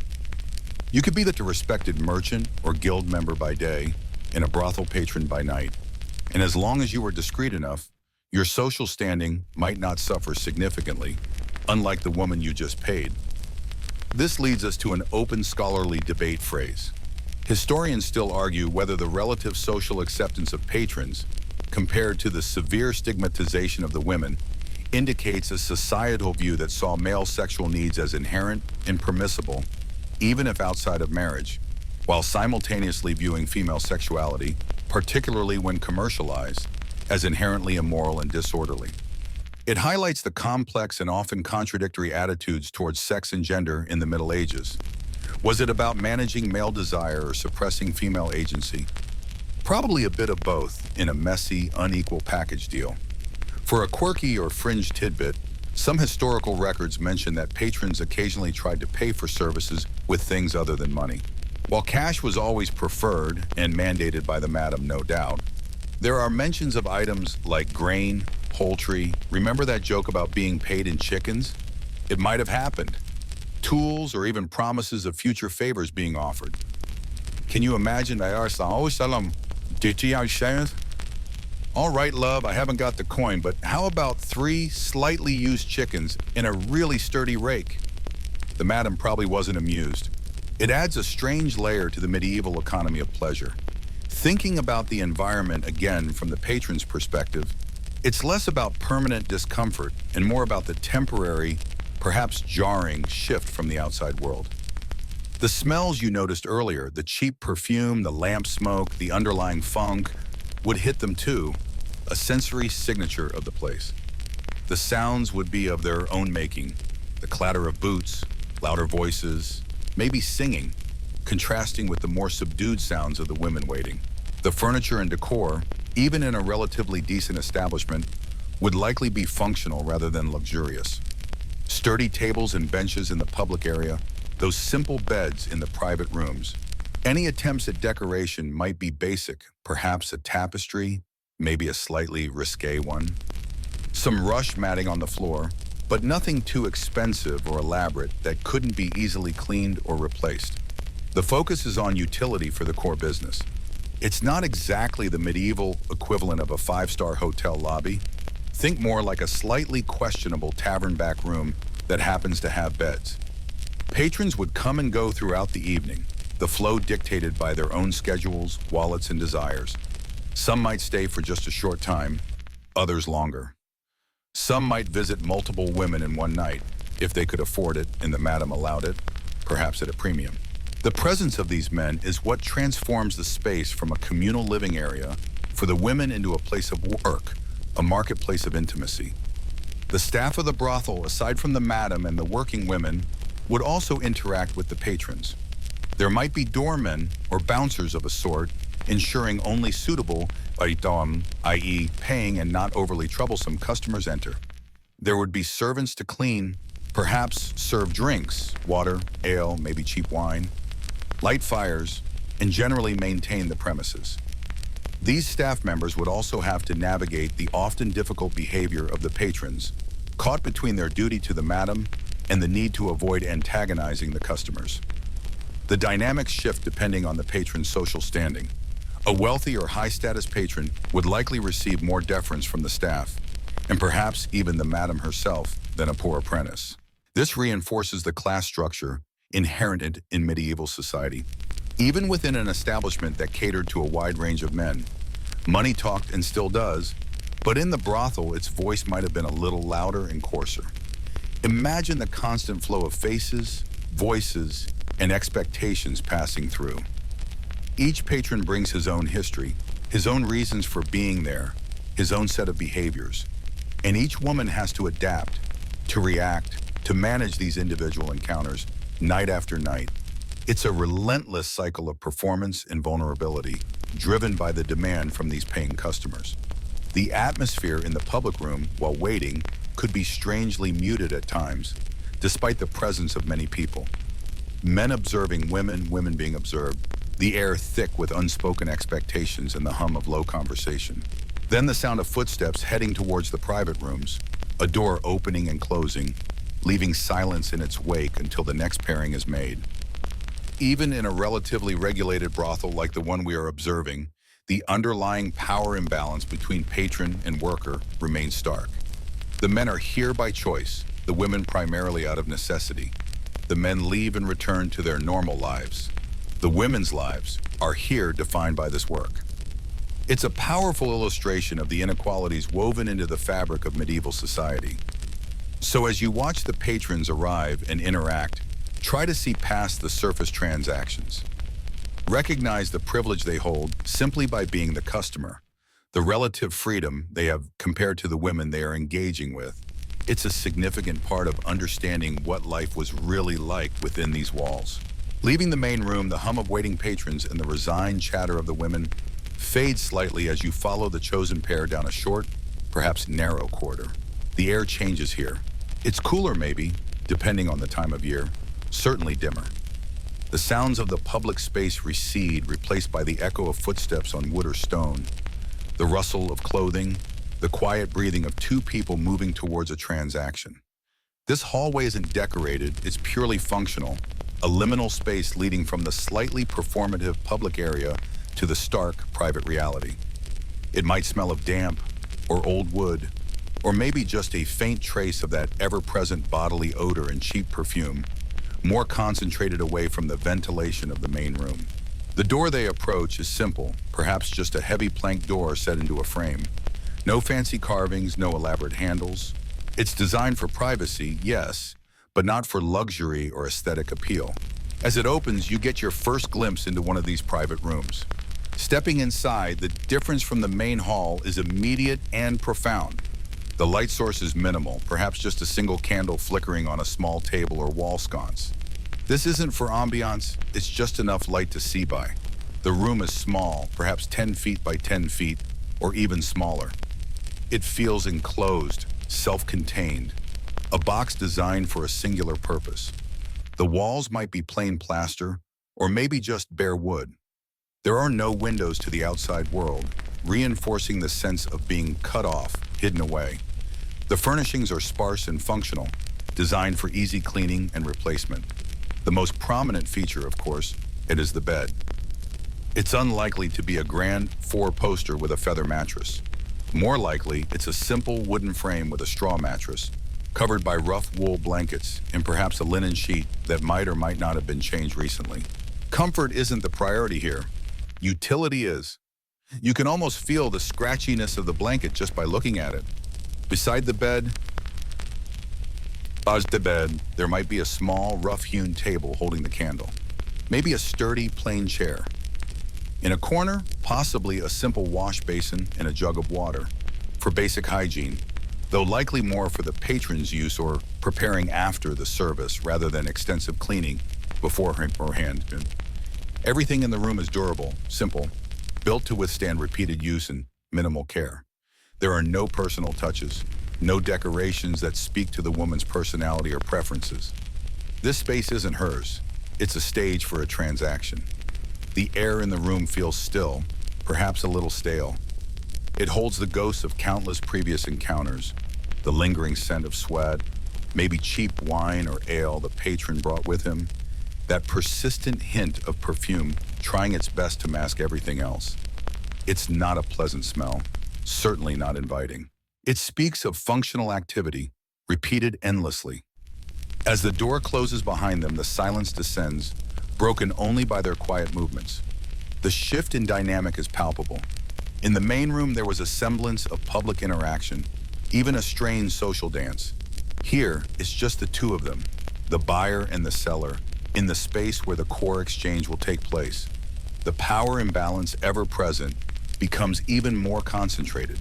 The patron is in his private space, albeit temporarily rented, and the woman is there to perform a service he has paid for. The interactions in the room before the main event can vary. Sometimes, perhaps, there is brief, awkward conversation, a strained attempt at finding common ground or easing tension. More often, it's likely to be purely functional. The patron might reiterate what he expects, clarify details of the service or the agreed-upon time. The woman, despite the power dynamic, still has a role to play beyond passive compliance. She needs to manage the interaction, guide it towards its conclusion efficiently and safely, and ensure the patron doesn't change the terms or become difficult. She might encourage him to wash his hands or face at the basin, a basic attempt at hygiene in an age where disease was a constant, terrifying threat. She might fold back the blankets on the bed, making it ready. Her movements would likely be practiced, efficient, devoid of unnecessary flourish. This is her workplace, and she is going through the motions required to complete the job. The patron, on the other hand, is the one initiating the action. He is the one disrobing, preparing himself. His demeanor could be anything from nervous and fumbling to arrogant and demanding. Remember that diverse mix of patrons we saw in the main room? Each one brings his own personality and expectations into this small space. There's a peculiar kind of tension in these moments. It's not romantic tension, it's the tension of a commercial negotiation about to be finalized through a physical act. Both parties know exactly why they are here, what is expected, and what the outcome will be. There's a sort of manufactured intimacy that is the opposite of genuine connection. It's proximity without true presence, touch without tenderness. Thinking about the historical context, these rooms, while basic, represented a significant step in managing the prostitution trade. A mainstream historical fact about these municipal brothels is that the requirement for private rooms was often explicitly written into the regulations. Unlike earlier, less controlled forms of prostitution that might happen in alleys, taverns, or private homes scattered throughout the city, the licensed brothel confined the activity to a specific place and, crucially, specific contained spaces within that place. This served multiple purposes from the authorities' perspective. It made the trade easier to monitor, regulate, tax, and police. It also, theoretically, limited the visibility of the activity to the general public, confining it behind closed doors within the brothel's walls. It was about control and compartmentalization. Out of sight, mostly out of mind, as long as the city coffers got their cut.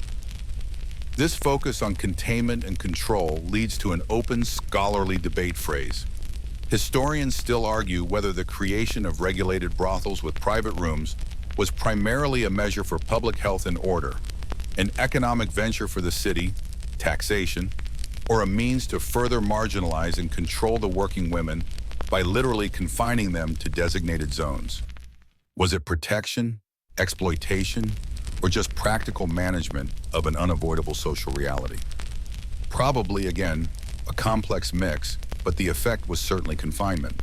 For a quirky or fringe tidbit related to these rooms, some records from later periods, building on 14th century practices, mention specific items that were sometimes required or forbidden in the rooms. For instance, there might be rules about how many beds were allowed, or prohibitions against cooking fires in the rooms to prevent accidental blazes, because nothing ruins the nightly turnover like your workplace going up in smoke. Less common, but occasionally noted, were strange attempts at proofing the rooms, maybe reinforcing walls to reduce noise or prevent escape, though this was rare in licensed places. Imagine trying to soundproof a medieval room using just straw and plaster. You'd probably have better luck trying to teach a cat to joust. The brevity of the encounters is also a key element of the atmosphere in these rooms. This isn't an overnight stay for most patrons. It's typically a relatively short visit. The room is a space for a quick, functional transaction, not for lingering. This contributes to the utilitarian feel of the space. It's designed for efficiency, for getting the job done and moving on to the next customer. The woman's experience in this small private space is vastly different from the patron's. For him, it's a temporary diversion, an hour or two away from his normal life. For her, this is her normal life, played out repeatedly in these identical or near identical boxes. Each room is just another unit in the factory of her labor. The smells, the sounds, the feel of the rough blankets, the flickering candlelight, these are the constant backdrops to her working hours, night after night.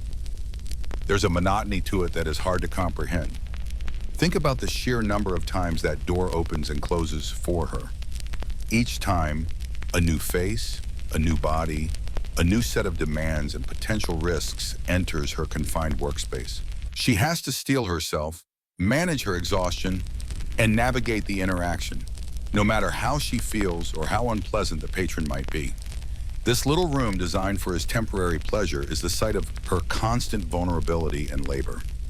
The woman might employ various strategies within the room to make the encounter easier or safer for herself.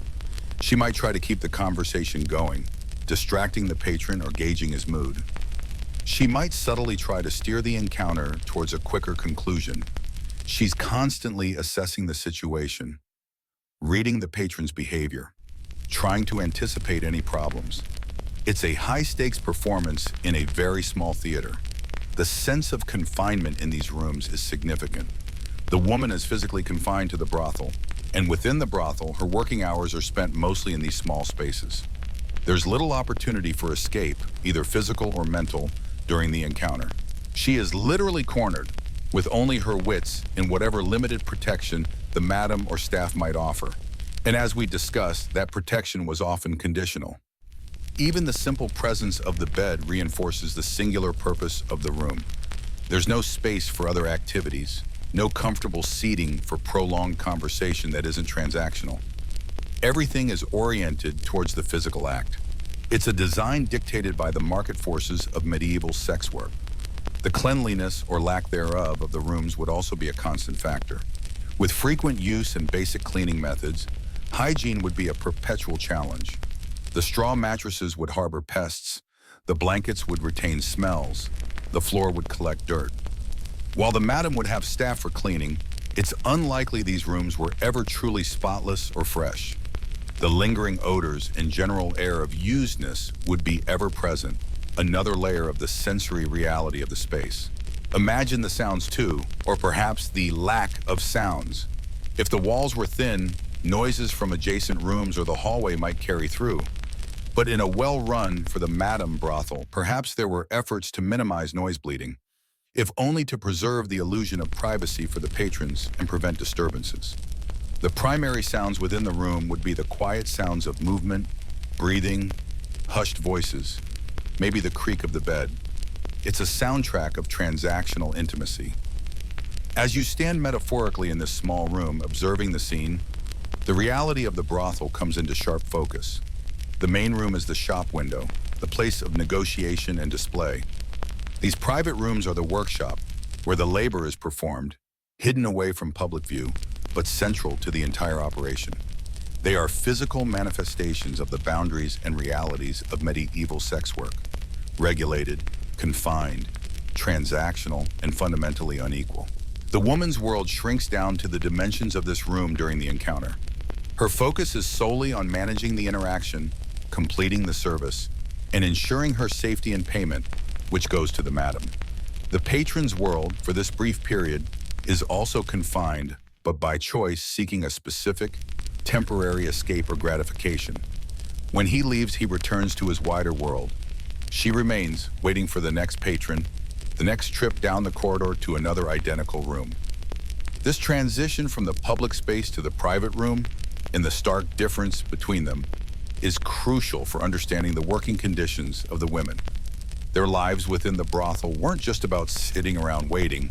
A significant portion of their time was spent in these confined, functional, and often challenging spaces, performing the core service that kept the entire establishment running. It's a powerful reminder that even in a regulated environment, the work was demanding, repetitive, and physically and emotionally draining. The flickering candlelight cast dancing shadows on the plain walls, highlighting the emptiness of the space, the lack of comfort or personal sanctuary. It's a space stripped down to its bare purpose, a box for a commercial transaction involving human bodies. And as the moments tick by in this small, dim room, the reality of life in a 14th century brothel becomes even more sharply defined, moving from the general overview of the establishment to the specific, intimate, and often difficult details of the work itself. You've seen the layout, felt the air heavy with stale perfume, and something less pleasant, maybe even imagined sipping that questionable wine. But lurking beneath the surface of this establishment, like a forgotten spill on the floor, were dangers that could ruin a life faster than a botched business deal. It wasn't just about negotiating a price or enduring an unpleasant encounter. It was about navigating a minefield of medieval risks, both physical and legal. Remember that hostess, the one who seemed to hold the keys to the place? Her life was a tightrope walk over a pit of potential legal woes. Operating a brothel, even a licensed one, was fraught with peril. While some cities tolerated or even regulated them, the church, a powerful force in medieval society, rarely approved. You could find yourself caught between secular law, which might see you as a source of tax revenue and public health control, in theory, and canon law, which viewed your entire existence as a sin. This conflict meant the rules could shift like quicksand depending on who held power locally, the mayor, the bishop, or even just a particularly zealous local priest. A mainstream historical fact here is that, despite moral objections, many European cities in the late Middle Ages did license and regulate brothels, often for public health and order reasons, attempting to control prostitution rather than abolish it entirely, though enforcement varied wildly. For the women working inside, the risks were even more acute. They had minimal legal standing. If a patron refused to pay, or worse, became violent, their recourse was limited. You could complain to the owner, perhaps, but getting official help was often a dead end. Their testimony against a man of higher social standing was frequently dismissed or simply ignored. They were vulnerable, dependent on the protection, or lack thereof, offered by the brothel keeper. And if they tried to leave without permission, or if they were accused of stealing, even if it was their due payment, the punishments could be brutal, ranging from fines that kept them perpetually in debt to corporal punishment or even imprisonment. Imagine being trapped not just by circumstance, but by a legal system designed to uphold the status quo and protect male privilege. It puts that bad Yelp review you left last week in perspective, doesn't it? Patrons weren't immune to the dangers either, though their risks were different. Beyond the obvious financial cost, and believe me, those costs could rack up if you weren't careful or if you were unlucky, there was the risk of public shame. While going to a brothel wasn't exactly a state secret for many men, being caught in a scandal could damage your reputation, especially if you were married or held a position of authority. There were cases where men were publicly shamed or even fined for specific offenses within these establishments, although often the focus was on maintaining public order rather than moralizing about their presence there. And then there were the diseases. The medieval maladies. Hygiene wasn't exactly a strong suit of the era, and the close quarters, shared linens, and intimate nature of the business created a perfect breeding ground for infections. Before syphilis arrived in Europe in the late 15th century, often thought to have come with Columbus's crew, though historians still argue whether it existed in some form before then, there were other less well-known but equally unpleasant ailments. Gonorrhea was present, as were various other bacterial and viral infections. While they didn't understand germs like we do, they certainly recognized the symptoms, the pain, the discharge, the sores. There wasn't effective treatment, of course, beyond perhaps herbal remedies or superstitious cures that likely did more harm than good. A quirky or fringe tidbit is that some medieval medical texts recommended bizarre treatments for venereal diseases, including plasters made from crushed insects or potions involving animal parts, highlighting the desperation and lack of understanding surrounding these illnesses. Getting sick wasn't just painful. It could be disabling, lead to long-term health problems, or even death. It was a gamble you took every time you walked through that door, a roll of the dice with potentially devastating consequences. Imagine the fear. Not the fear of getting caught by your wife, though that was real enough, but the cold dread that could creep in if you noticed symptoms. Symptoms you knew the local barber surgeon had no real answer for. The casualness with which you might have entered this place suddenly evaporates when confronted with the stark reality of medieval medicine, or lack thereof. You might recall that elaborate bathhouse ritual we talked about earlier. While intended for hygiene, its effectiveness was limited by the overall understanding of disease transmission. Sharing bathwater, for instance, wasn't exactly a sterile practice. Legal issues weren't confined to the daily operations. Periodic crackdowns by authorities were a constant threat. Sometimes these were genuinely driven by moral or religious fervor. Other times they were politically motivated, perhaps aimed at a rival who owned or frequented a particular brothel, or simply a way for the authorities to assert control and extract fines. Imagine the scene, a sudden pounding on the door, shouting voices, the rush to hide, the fear of being dragged out into the street. Even in regulated brothels, these raids could happen, leading to arrests, fines, or even the temporary closure of the establishment. For the women caught in such a raid, the outcome could be dire: imprisonment, forced relocation, or being cast out onto the streets with nothing. Their already precarious existence became even more unstable. The brothel keeper, too, faced significant legal exposure. They were responsible in the eyes of the law for the conduct within their walls.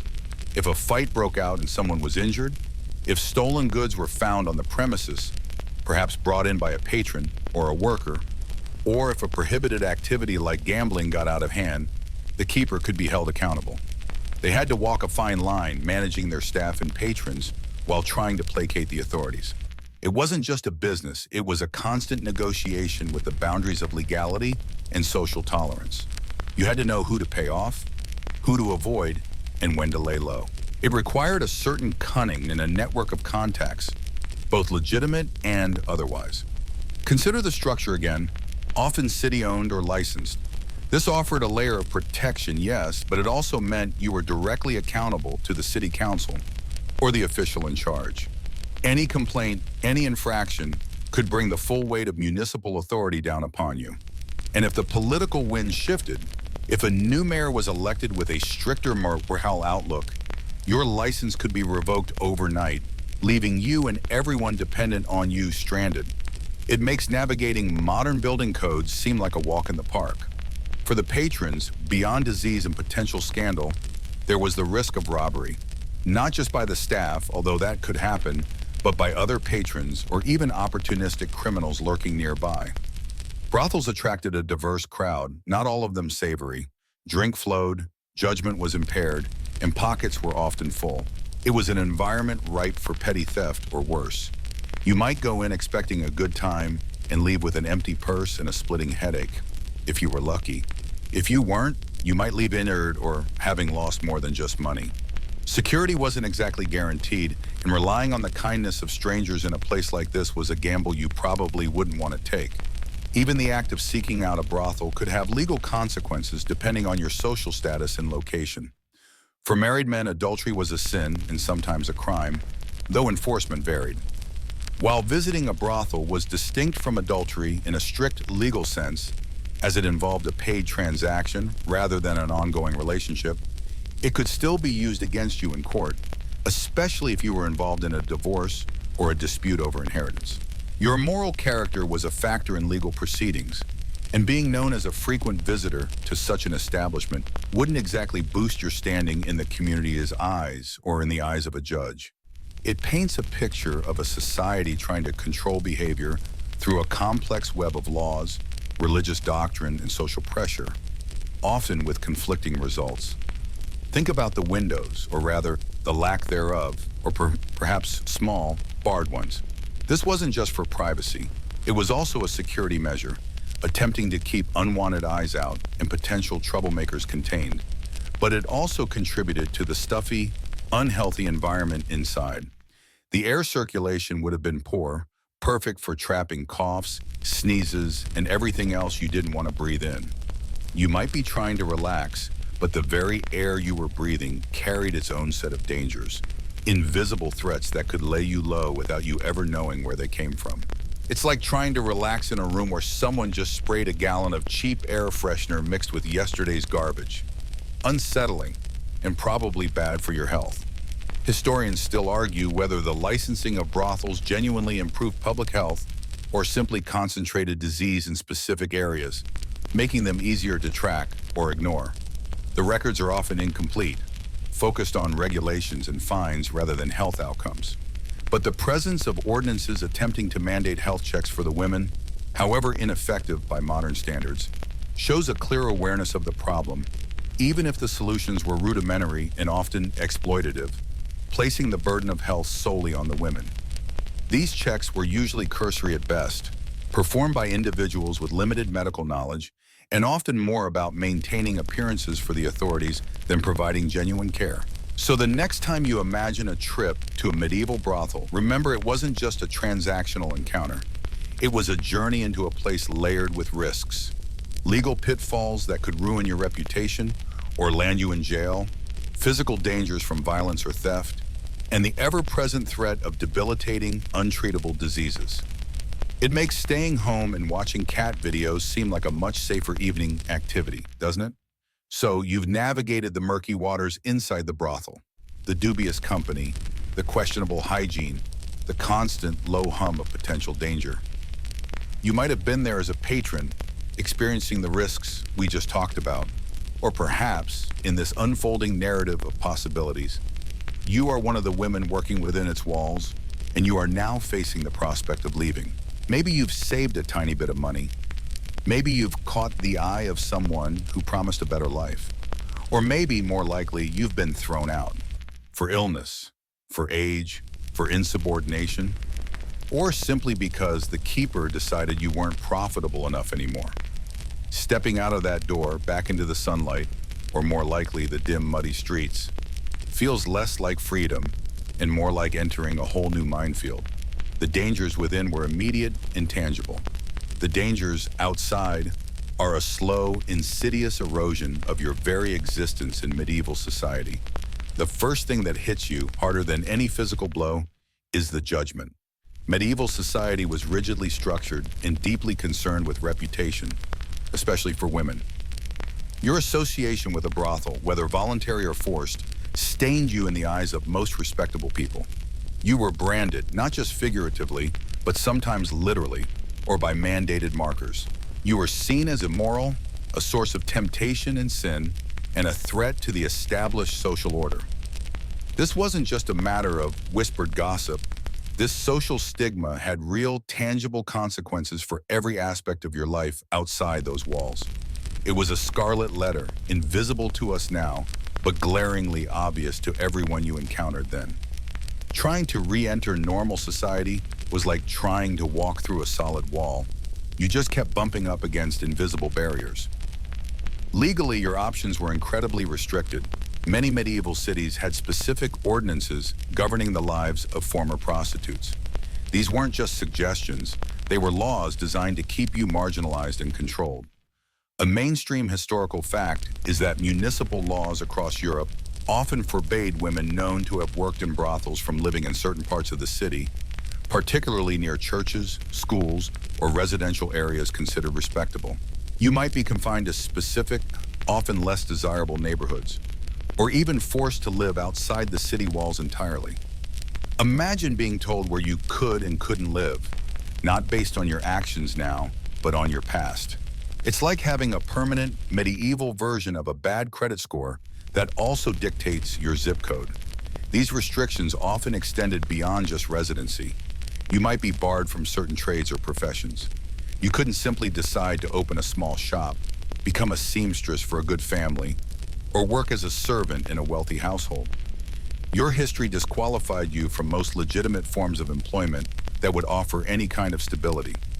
Respectable guilds wouldn't accept you, and potential employers would fear damaging their own reputations by associating with you. The skills you might have acquired inside, managing difficult people, negotiating, albeit in a very specific context, maybe basic accounting if you helped the keeper, were not transferable to the straight world, or at least society wouldn't let you transfer them. Your economic horizons shrunk to almost nothing. And then there were the rules about your appearance. This is where we get into some quirky or fringe tidbits that really highlight the level of social control. In some place, former brothel workers were required to wear distinctive clothing, perhaps a specific color, a certain badge, or even a hood or veil that marked them out. In Florence, for instance, there were laws mandating specific striped cloaks. In other cities, it might be yellow scarves or veils. These weren't fashion statements. They were public markers of shame designed to make you instantly recognizable and to warn respectable citizens against interacting with you. It was a constant, walking advertisement of your past, ensuring that the stigma followed you everywhere. It's hard enough to get a job interview today if your resume has a gap. Imagine if you had to wear a sign advertising that gap on your head everywhere you went. Just a little medieval passive aggression for you.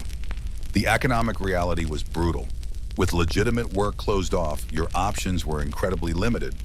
You might try low-wage, physically demanding jobs that nobody else wanted, like manual labor or working in laundries, which in the medieval sense involved a lot of boiling water, harsh lie, and aching backs.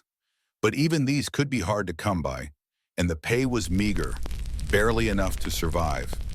You were always one step away from destitution. Remember that limited savings account we optimistically imagined? It wouldn't last long in the face of constant expenses and lack of income. This vulnerability often pushed women into desperate measures. Survival became the primary goal, and without lawful means to earn a living, unlawful means became the only alternative. Poverty, begging, or sadly a return to sex work, but this time unregulated and far more dangerous, were common outcomes.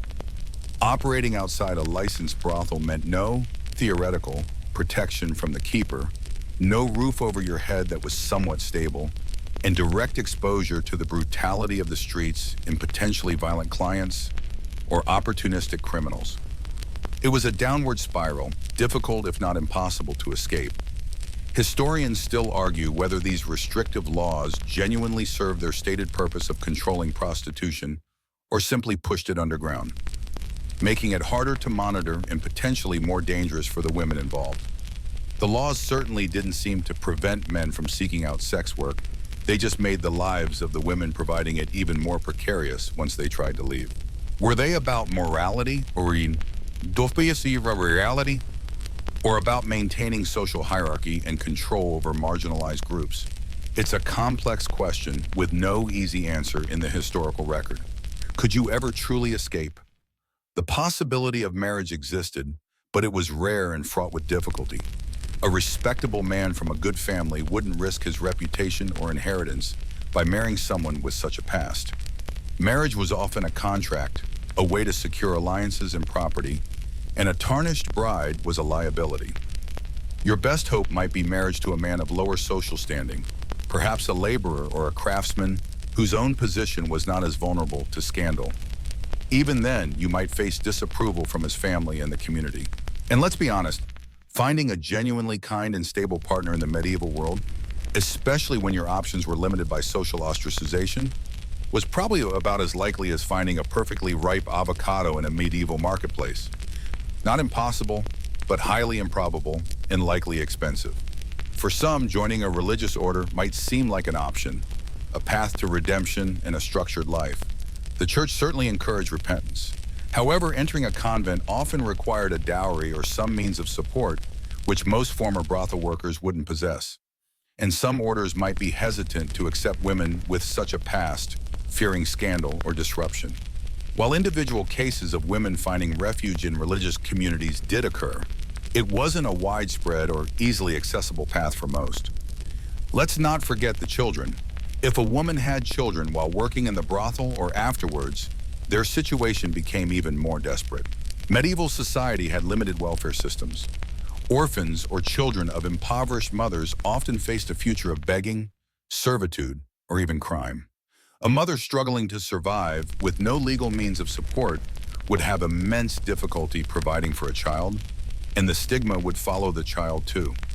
The cycle of poverty and marginalization was incredibly hard to break. It's like trying to climb out of a well using only a wet rope, exhausting, painful, and you keep slipping back down. Even simple things we take for granted, would be challenges. Access to healthcare, meager as it was in the Middle Ages, might be denied or prohibitively expensive. Remember the diseases we discussed? If you left the brothel with an illness, finding someone willing and able to treat you, especially if you had no money and no social standing, would be incredibly difficult. You were often left to fend for yourself, relying on folk remedies or charity that might not be forthcoming. The psychological toll must have been immense, living with constant judgment, facing daily discrimination, struggling in abject poverty, and lacking any real safety net would wear anyone down. The resilience required to simply survive outside the brothel walls was perhaps even greater than the resilience needed to endure life inside. Inside, there was a perverse sort of community, shared hardship, and the sometimes false security of a roof and food. Outside, you were often completely alone, battling against a society that had effectively cast you out. It was a lonely, uphill battle every single day. Think about the sheer unfairness of it all. The men who frequented the brothels, many of them married, often faced far fewer repercussions. A fine, perhaps, or a stern lecture if they were caught in a scandal, but their ability to work, live where they chose, and maintain their social standing was rarely, if ever, threatened in the same fundamental way. The burden of sin and shame fell disproportionately almost entirely on the women. Society needed these places, or at least a significant portion of the male population desired them. But society also needed someone to blame and ostracize, and the women working there fit the bill perfectly. It's a pattern we see throughout history, isn't it? Blaming the marginalized for the existence of something society simultaneously condemns and enables. So, as you step out of that door, back into the clatter and noise of the medieval street, remember that the journey is far from over. You've survived the interior, but the exterior presents a different kind of survival. A long, grinding struggle against prejudice, legal barriers, and economic hardship. The options are few, and the path is steep. It makes choosing between standard or express shipping today feel like a genuinely meaningful decision with clear, positive outcomes. You've absorbed the general atmosphere of the common room, the dim light, the smells, the low murmur of activity. Now your attention naturally turns to the individuals, specifically the women who work here. They are the core of the business, after all, the reason this place exists. You see them scattered around, some sitting together, talking quietly, perhaps mending a tear in a dress or just passing the time. Others are interacting with clients, leaning in to hear conversation over the general noise, their faces illuminated by the flickering light. It's a mixed group, likely of various ages, appearances, and demeanors. Not everyone here would fit into some idealized or demonized stereotype. They are just people, living and working in a very specific, challenging environment. As you move subtly through the room, perhaps finding a spot to lean against a wall or sit on a vacant bench, you might observe the nature of these interactions. It's not always immediate and transactional. There's often a period of conversation, a getting-to-know-you phase, however brief.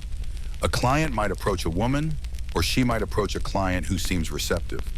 The opening lines wouldn't be the blunt propositions you might imagine. It would likely start with idle chat, the weather, the news of the town, perhaps a compliment. It's a social dance, however constrained by circumstance. The woman is assessing the client, his demeanor, whether he seems drunk or volatile, whether he has money. The client is, of course, assessing her. There's negotiation happening, not just about price, but perhaps about services, duration, and destination.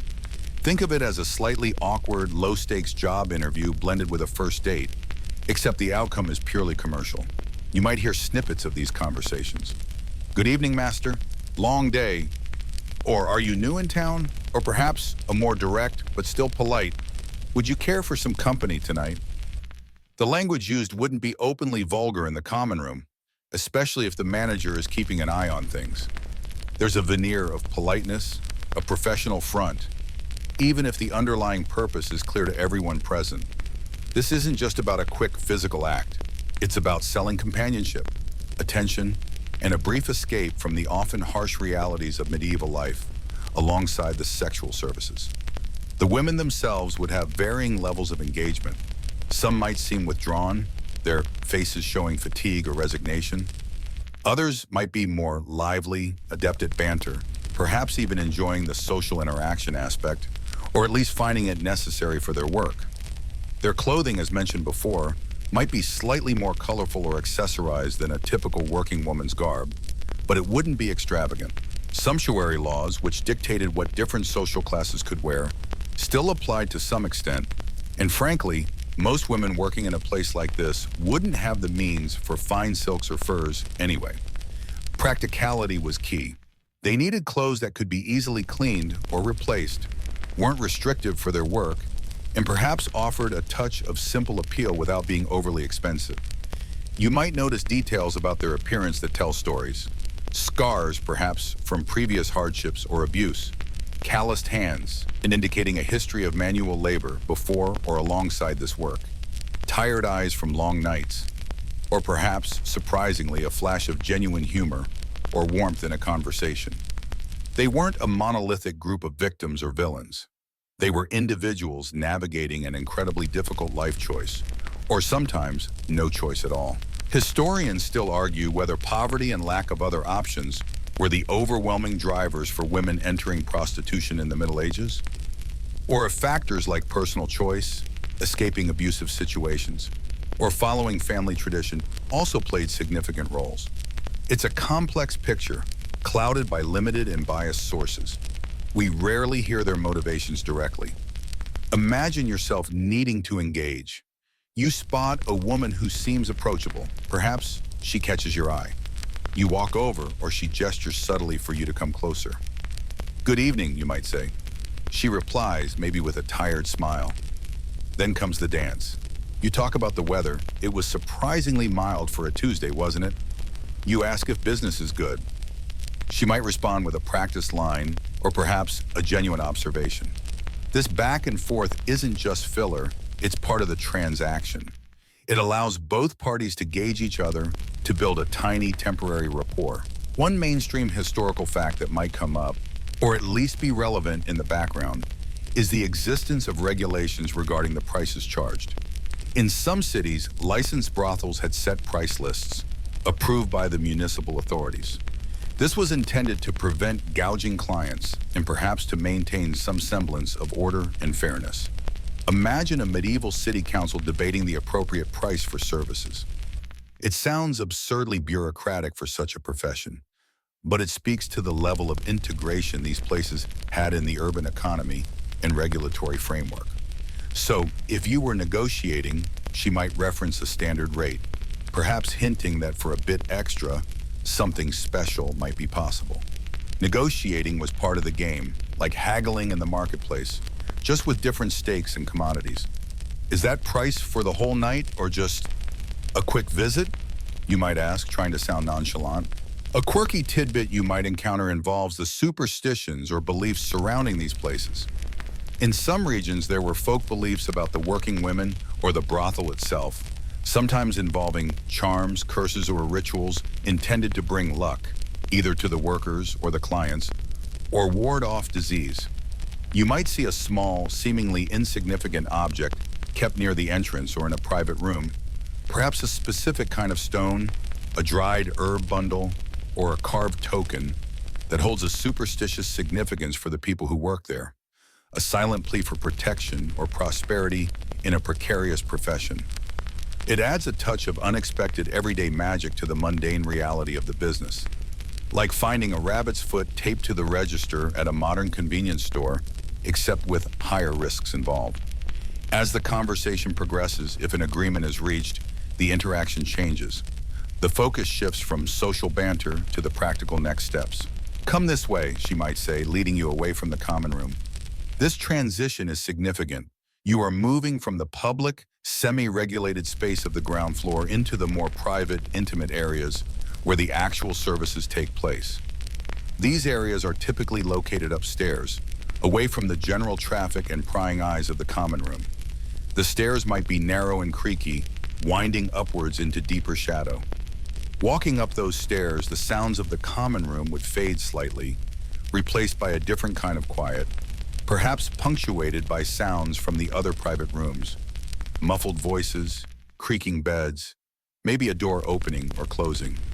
The air might feel different too, perhaps less smoky, but potentially more stuffy and enclosed. The private rooms themselves were not luxurious. Think small, utilitarian boxes designed for a single purpose. A bed would dominate the space, likely just a frame holding a straw mattress, possibly covered with a simple linen sheet and a rough wool blanket or two. There might be a small wooden chest to hold the woman's few belongings, a basin of water and a cloth for washing, and maybe a chamber pot. That's probably about it. No decor, no comforts beyond the absolute necessities for the transaction. The light in these rooms would be even dimmer than downstairs, probably just a single rushlight or candle, casting flickering shadows that make the small space feel even more enclosed. The walls would be bare, maybe just rough plaster or wood. There wouldn't be heating in individual rooms, so they could be cold and drafty depending on the season, unless a small brazier was brought in, adding to the smoky air. The privacy offered by these rooms was relative. Sounds traveled easily through thin walls and floors. It was a space of function, not relaxation or intimacy in any romantic sense. The process of negotiation and then moving to a private room highlights the commercial nature of the exchange. It's a business transaction, stripped down to its essentials. The woman is providing a service for a fee. Her demeanor in the private room might be different from downstairs. The social mask might drop, revealing fatigue, detachment, or simply a focus on completing the task efficiently. From your perspective, it's a stark reminder that this is not a romantic encounter, but a paid service in a functional, not comfortable, setting. Mind the step, she might say, or make sure the door is latched. Practical instructions for a practical space. Historians still argue whether the private rooms within medieval brothels offered any genuine safety or control for the working women, or if they simply facilitated the transaction while leaving them vulnerable to abuse from clients. Were there unwritten rules about client conduct, or was the woman largely on her own once the door closed? Did the managers provide security upstairs, or was their focus primarily on the common room and the money? The lack of direct testimony from the women makes these questions difficult to answer definitively, leaving us to infer from scattered legal records, moralistic tracts, and property descriptions. It's another layer of the historical challenge, trying to understand the experience of the least powerful from the records left by the more powerful. As you stand in one of these small, dimly lit rooms, the air thick with the scent of old straw and candle smoke, the sounds of the brothel muffled but still present, you feel the reality of the situation settle in. This is where the core business happened. It's functional, stark, and designed for efficiency rather than comfort or pleasure in any conventional sense. The transaction isn't just monetary, it's an exchange of time, service, and personal space in an environment that is far from glamorous.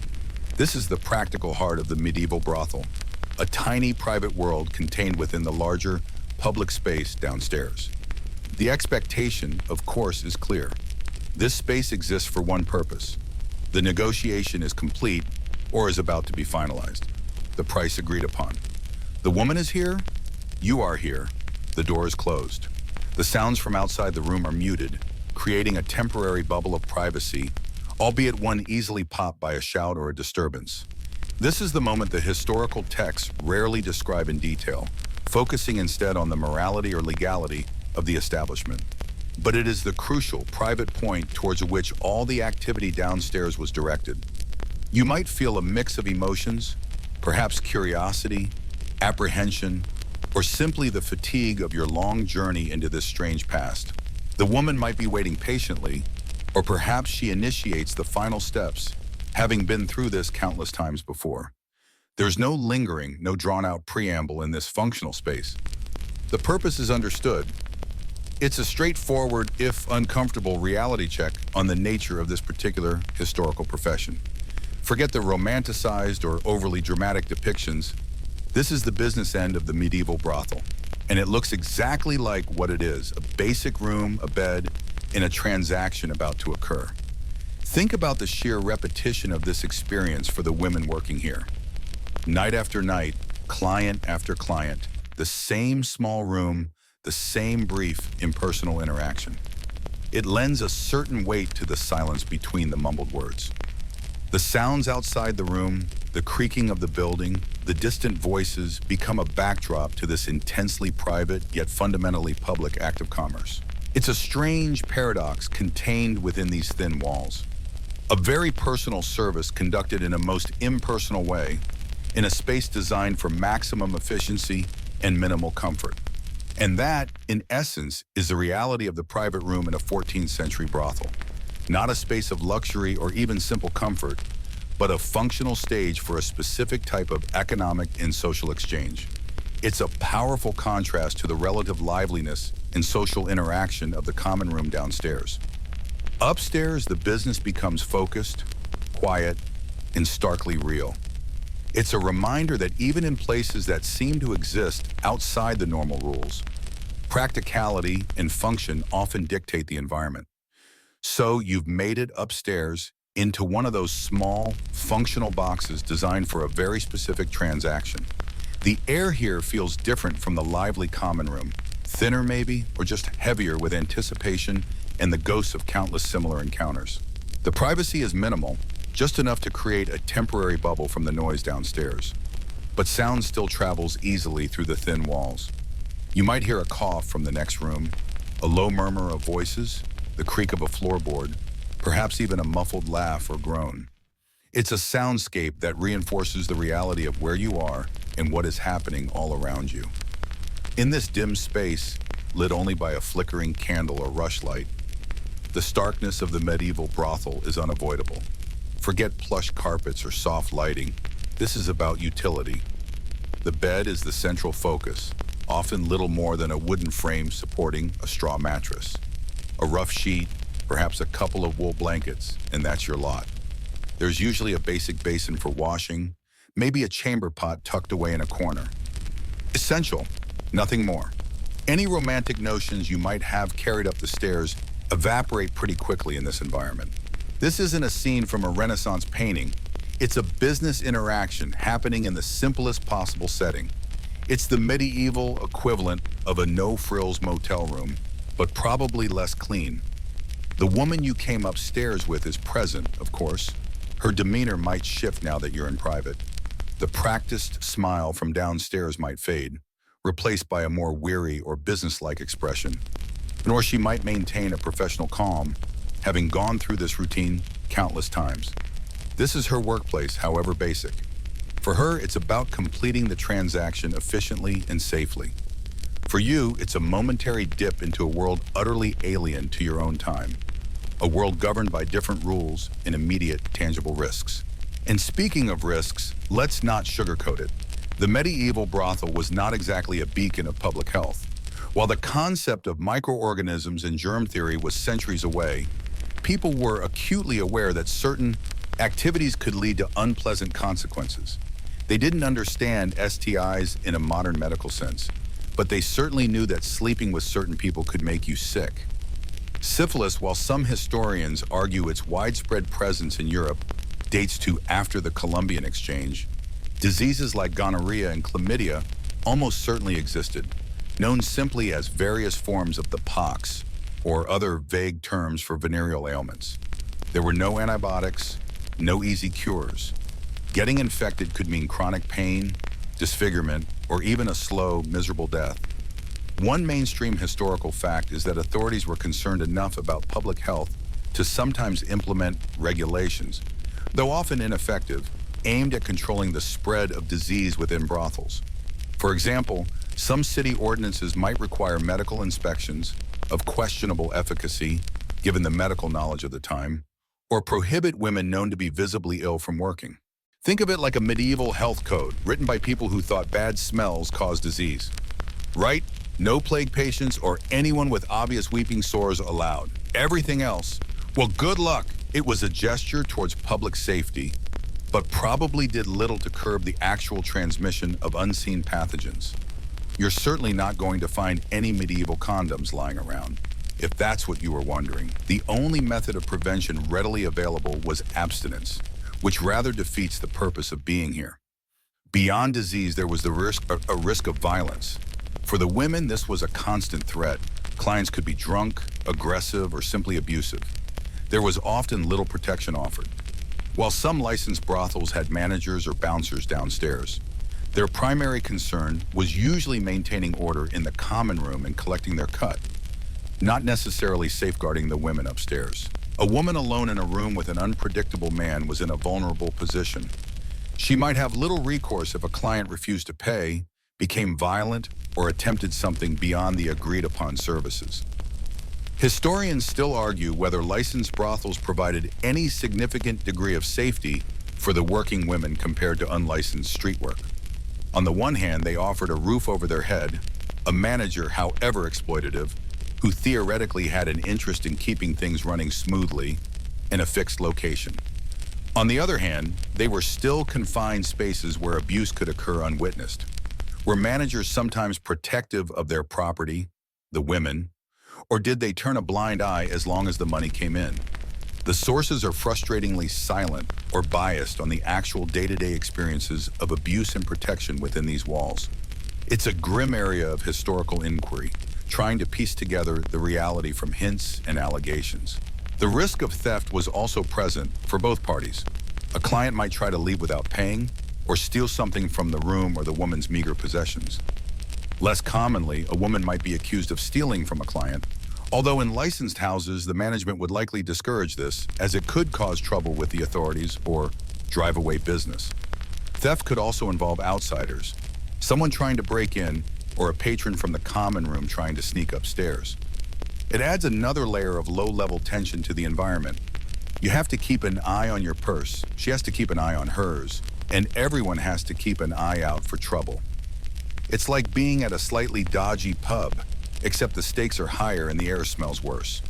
A quirky or fringe tidbit related to this transactional space might involve medieval beliefs about blood and purity, or perhaps strange folk remedies for venereal diseases. For instance, some medieval medical texts prescribed bizarre treatments, like applying poultices of dove's dung or drinking concoctions of ground-up precious stones to treat syphilis-like symptoms.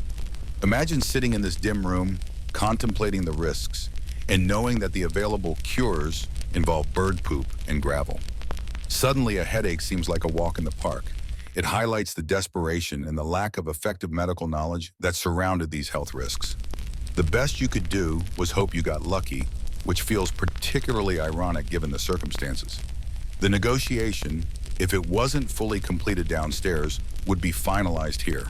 Price, services, duration. It's a business discussion, plain and simple.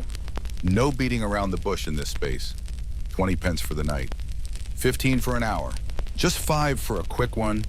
The language might be direct, but often still employs a kind of euphemism, like haggling over apples at the market, but for a different kind of perishable good. Remember those potential price lists from certain cities? If you were in one of those places, the woman might refer to the established rate, adding a weirdly official layer to the transaction. No, sir, the city council sets the price for an hour's company at 10 pence. It's the original price check, just way more awkward. Once the agreement is reached, the transaction itself unfolds. Keeping it strictly PG-13, the focus remains on the experience of the space and the atmosphere. It's a brief, functional interaction. There's no lingering, no prolonged intimacy. The woman is performing a service she has likely performed many times before. You, as the historical tourist, are observing a fundamental, if uncomfortable, aspect of medieval urban life. The sounds from downstairs continue, a muffled soundtrack to this private moment. The flickering light casts shadows that dance on the walls, making the small room feel restless. Think about the psychological toll this must take on the women. Night after night, client after client, enduring this cycle of negotiation, risk, and impersonal interaction in a cramped, often uncomfortable space. It's not just physically demanding, it's emotionally draining. The ability to detach, to put up a barrier, must have been essential for survival. Some might develop a hard shell, becoming cynical or jaded. Others might find small ways to maintain their humanity, perhaps through friendships with other women in the house, or holding on to hope for a different future. After the transaction, the process reverses. Money is exchanged. The woman might quickly tidy the space, changing the linen if possible, preparing for the next client. You gather yourself, perhaps feeling a mix of relief, shame, or just emptiness. The transition back to the common room or the street feels abrupt. You've stepped out of that temporary private bubble and back into the semi-public world of the brothel or the cold night air. The contrast highlighted how contained and focused the private rooms were, just functional spaces for a specific purpose, isolated from the rest of the world except for the thin layer of wall. The aftermath involves the practicalities, getting dressed, opening the door, stepping back into the hallway, or down the creaking stairs. The woman might offer a simple good night or nothing at all. It's a return to the anonymous nature of the encounter. The transaction is concluded, the business concluded. You are just another client leaving. She is just another woman preparing for the next. There's no emotional farewell, no promises. It's just the closing of a commercial interaction in a challenging environment. As you descend the stairs, the sounds of the common room become clearer again. The murmur of voices, the clatter of mugs, perhaps a burst of coarse laughter. It's a sudden immersion back into that low-lit, smoky atmosphere. Your brief sojourn in the private, functional space upstairs is over. You carry with you the sensory memory, the dim light, the smell of straw and candle smoke, the sounds of the building, the starkness of the room. It's a vivid reminder that this historical reality was far from glamorous, far from romanticized notions. It was a tough, risky business conducted in basic, functional spaces. And the women working here? Their night continues. They might grab a quick drink downstairs, chat with a friend, or simply wait for the next client to approach. For them, this is just one interaction in a long night, one night in a long, difficult life. The risks of disease and violence remain. The challenge of surviving in a society that often condemned and exploited them persists. Their experience in these private rooms, repeated endlessly, forms the core reality of their profession in the 14th century. It wasn't a choice most would have made freely, but a path dictated by circumstance and the harsh realities of medieval life. The transition back to the common area also serves as a reminder of the brothel's dual nature: the public-facing tavern or receiving area downstairs, and the private, functional workspaces upstairs. One is designed to draw people in and facilitate initial contact. The other is where the actual core business takes place, stripped down to its most basic, potentially dangerous form. The stairs act as a physical and metaphorical barrier between these two worlds within the same building. Stepping back down is like returning from a brief, intense foray into the stark reality hidden above the social facade. You might grab a final drink before heading out, observing the room with a slightly different perspective now. You've seen behind the curtain, so to speak, understood the functional core of the operation. The women laughing or chatting with clients now seem like people engaged in a demanding job with significant personal risks. The manager overseeing the room is not just a host, but someone overseeing a potentially volatile environment. I ran it from once. Every interaction, every negotiation is happening with the backdrop of those stark, risky rooms upstairs. It adds a layer of gravity to the scene you first encountered. The memory of the small, dim room, the functional bed, the thin walls, and the ever-present potential for disease or violence lingers. It's a powerful counterpoint to any lingering, romanticized ideas about the past. History, especially the history of marginalized lives, is often messy, uncomfortable, and far from pleasant. The 14th century brothel, particularly its private spaces and the transactions that occurred within them, serves as a stark reminder of that reality. Stepping back down into the main room, the air thick with smoke and the scent of spilled ale, you carry the weight of what you've just witnessed upstairs. That brief, stark glimpse into the functional reality of the brothel's core business changes how you see the scene unfolding before you. The laughter feels a little hollower, the negotiations at the tables a little less like casual chat, and the women moving through the room seem not just figures in a historical tableau, but individuals navigating an incredibly difficult and dangerous profession. This place isn't just a building, it's a system, a microcosm of medieval urban life with its own rules, its own economy, and its own deeply ingrained inequalities. Reflecting on the brothel's place in medieval society, it's clear it wasn't some hidden, shameful secret everyone pretended didn't exist. In many cities, particularly larger ones bustling with merchants, travelers, and laborers, brothels were a recognized, sometimes even regulated, part of the urban landscape. Authorities often took a pragmatic approach. While the church might condemn prostitution on moral grounds, secular rulers and city councils often saw licensed brothels as a way to control a perceived inevitability.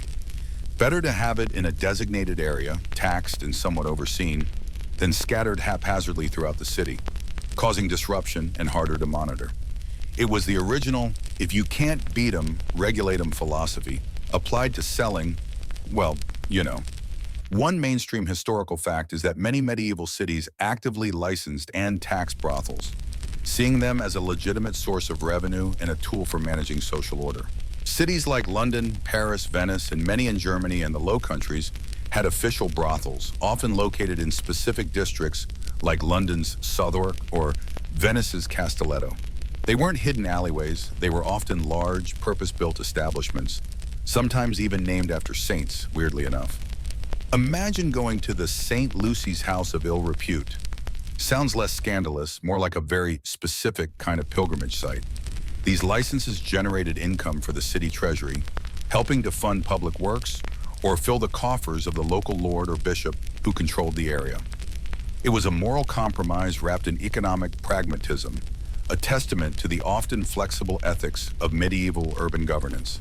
The rationale often given for official brothels wasn't just about money, though that was certainly a factor. They were frequently framed as social safety valves, intended to protect respectable women from harassment or assault by redirecting male desires towards women designated as prostitutes. The idea, however flawed and cruel it sounds to us, was that licensed brothels absorbed male sexual energy that might otherwise spill out into the general population in violent ways. It's a deeply misogynistic perspective, placing the blame and the burden on the women working in the brothel, essentially designating them as societal shields. All right, ladies, take one for the team. Keep our wives and daughters safe from these rowdy lads.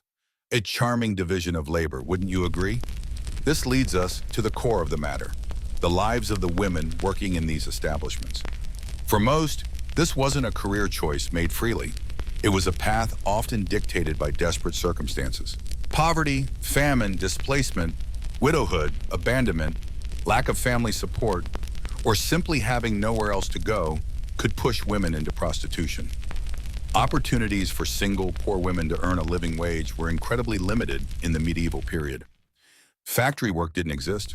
Most crafts were male-dominated, and domestic service, while common, often paid poorly and offered little security.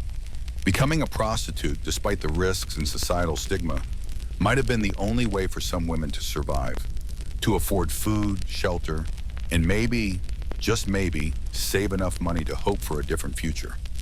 It's a grim calculation born of necessity, trading one set of hardships for another. Life within the brothel itself was dictated by the management. The women usually didn't own the premises or control their own work entirely. They might live there, sharing cramped rooms with other women, or they might rent space for the night. The manager, often a woman herself, sometimes a former prostitute, would take a significant cut of their earnings, sometimes as much as half or even more. This made it incredibly difficult for the women to save money or gain financial independence. They were constantly working just to survive and pay their way, trapped in a cycle of debt and dependency on the manager. It was capitalism, medieval style, low overhead, straw beds, thin walls, high demand, exploitative labor. Your boss takes half your pay? Sounds familiar, except here the job description involves a lot more questionable health risks. The social standing of these women was undeniably low. They were often marginalized, looked down upon by respectable society, and subject to various restrictions. In some cities, prostitutes might be required to wear specific clothing, like distinctive head coverings or striped sleeves, to identify them publicly. This wasn't about fashion. It was about marking them, visually reinforcing their status as outsiders and cautionary examples. Imagine having to wear a uniform that basically screams societal outcast every time you stepped outside. Talk about adding insult to injury to an already miserable existence. Historians still argue whether medieval prostitutes formed genuine communities and support networks amongst themselves within brothels, or if their lives were characterized by fierce competition and isolation. Were the women sharing a room bonding over their shared hardships and looking out for each other? Did they form friendships and provide emotional support in a harsh world? Or was the economic reality of competing for clients, coupled with the transient nature of their work and living situations, too isolating for strong bonds to form? Sources are scarce and often written by outsiders with their own biases, making it hard to know the reality of female relationships within these walls. It's a complex question about solidarity versus survival instincts in extreme circumstances. A quirky or fringe tidbit related to the brothel's place in society involves the surprising proximity these establishments sometimes had to respectable institutions. In some medieval cities, brothels might be located right next door to churches, guild halls, or even residential areas of wealthier citizens. It wasn't always confined to a remote red light district. This geographical intermingling highlights the contradictory attitudes towards prostitution, condemned morally but tolerated and even integrated into the urban fabric for practical reasons. Imagine leaving Sunday Mass and walking past the local brothel, maybe waving to the manager. Morning, Father Thomas. Good day, Agnes. Slow day? It paints a picture of medieval life that's less segregated and perhaps more hypocritical than we might initially assume. It shows how people navigated moral codes and daily necessities in ways that might seem jarring to us today. The legal status of prostitutes was precarious. They had few rights and were often vulnerable to abuse, theft, and violence from clients, managers, and even law enforcement. While licensed brothels theoretically offered some protection through management, the reality was often different. A woman who was assaulted or robbed had limited avenues for seeking justice, especially if the perpetrator was a powerful figure or if her word was automatically discounted because of her profession. The law, often created and enforced by men, offered little real recourse for women in this position. It was a world where vulnerability was exploited, not protected. The typical career of a medieval prostitute was often short and brutal. The constant risks, disease, violence, unplanned pregnancies, with no safe options for termination, the physical toll of the work, and the emotional strain meant that few women lasted long in the profession. Many died young from illness or violence.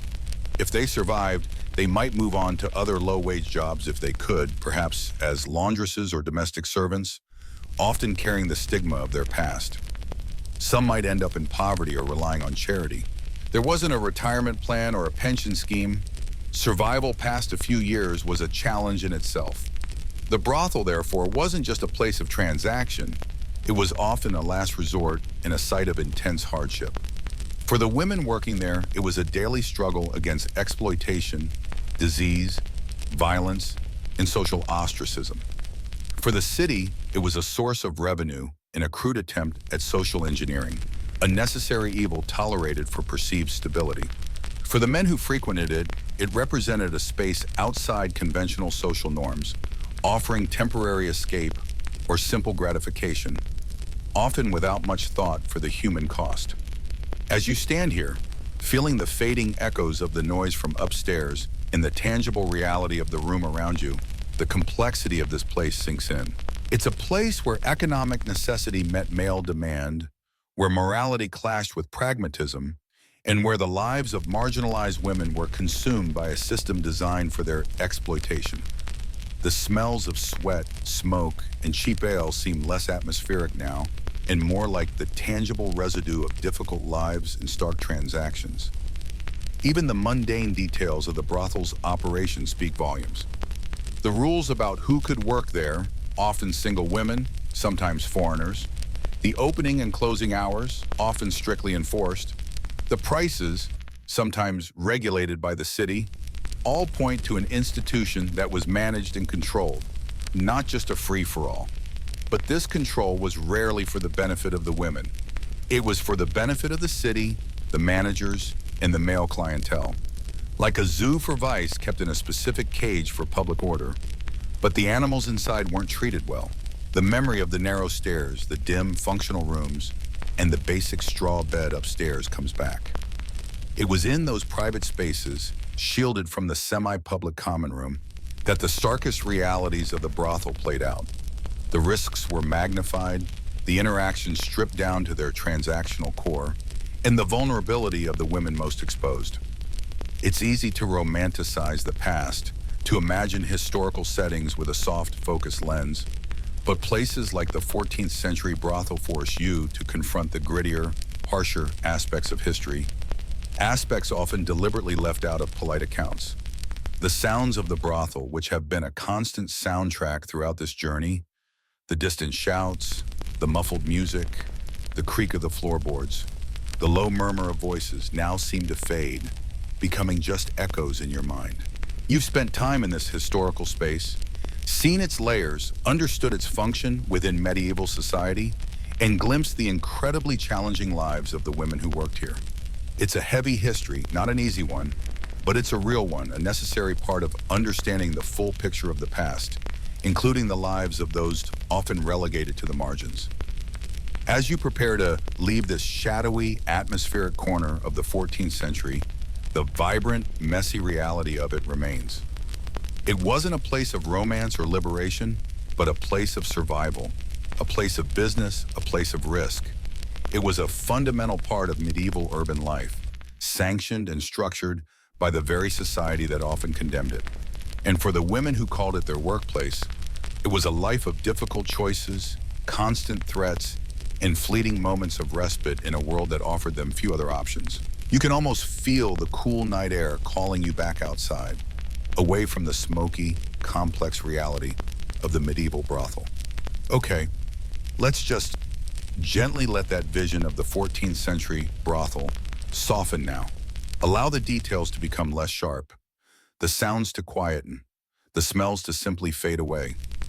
You can feel yourself easing back, away from that time and place, leaving the flickering candlelight, the rough wooden tables, the creaking stairs behind. There's no need to hold on to any of it. You can just let it dissolve. The past stays where it is, a whisper in the air, no longer immediate, just a story we've explored together. Feel yourself settling, becoming heavier, calmer, here in your own space, safe and warm. The journey is complete, the historical echo receding, leaving you with just the quiet and the stillness, ready to drift.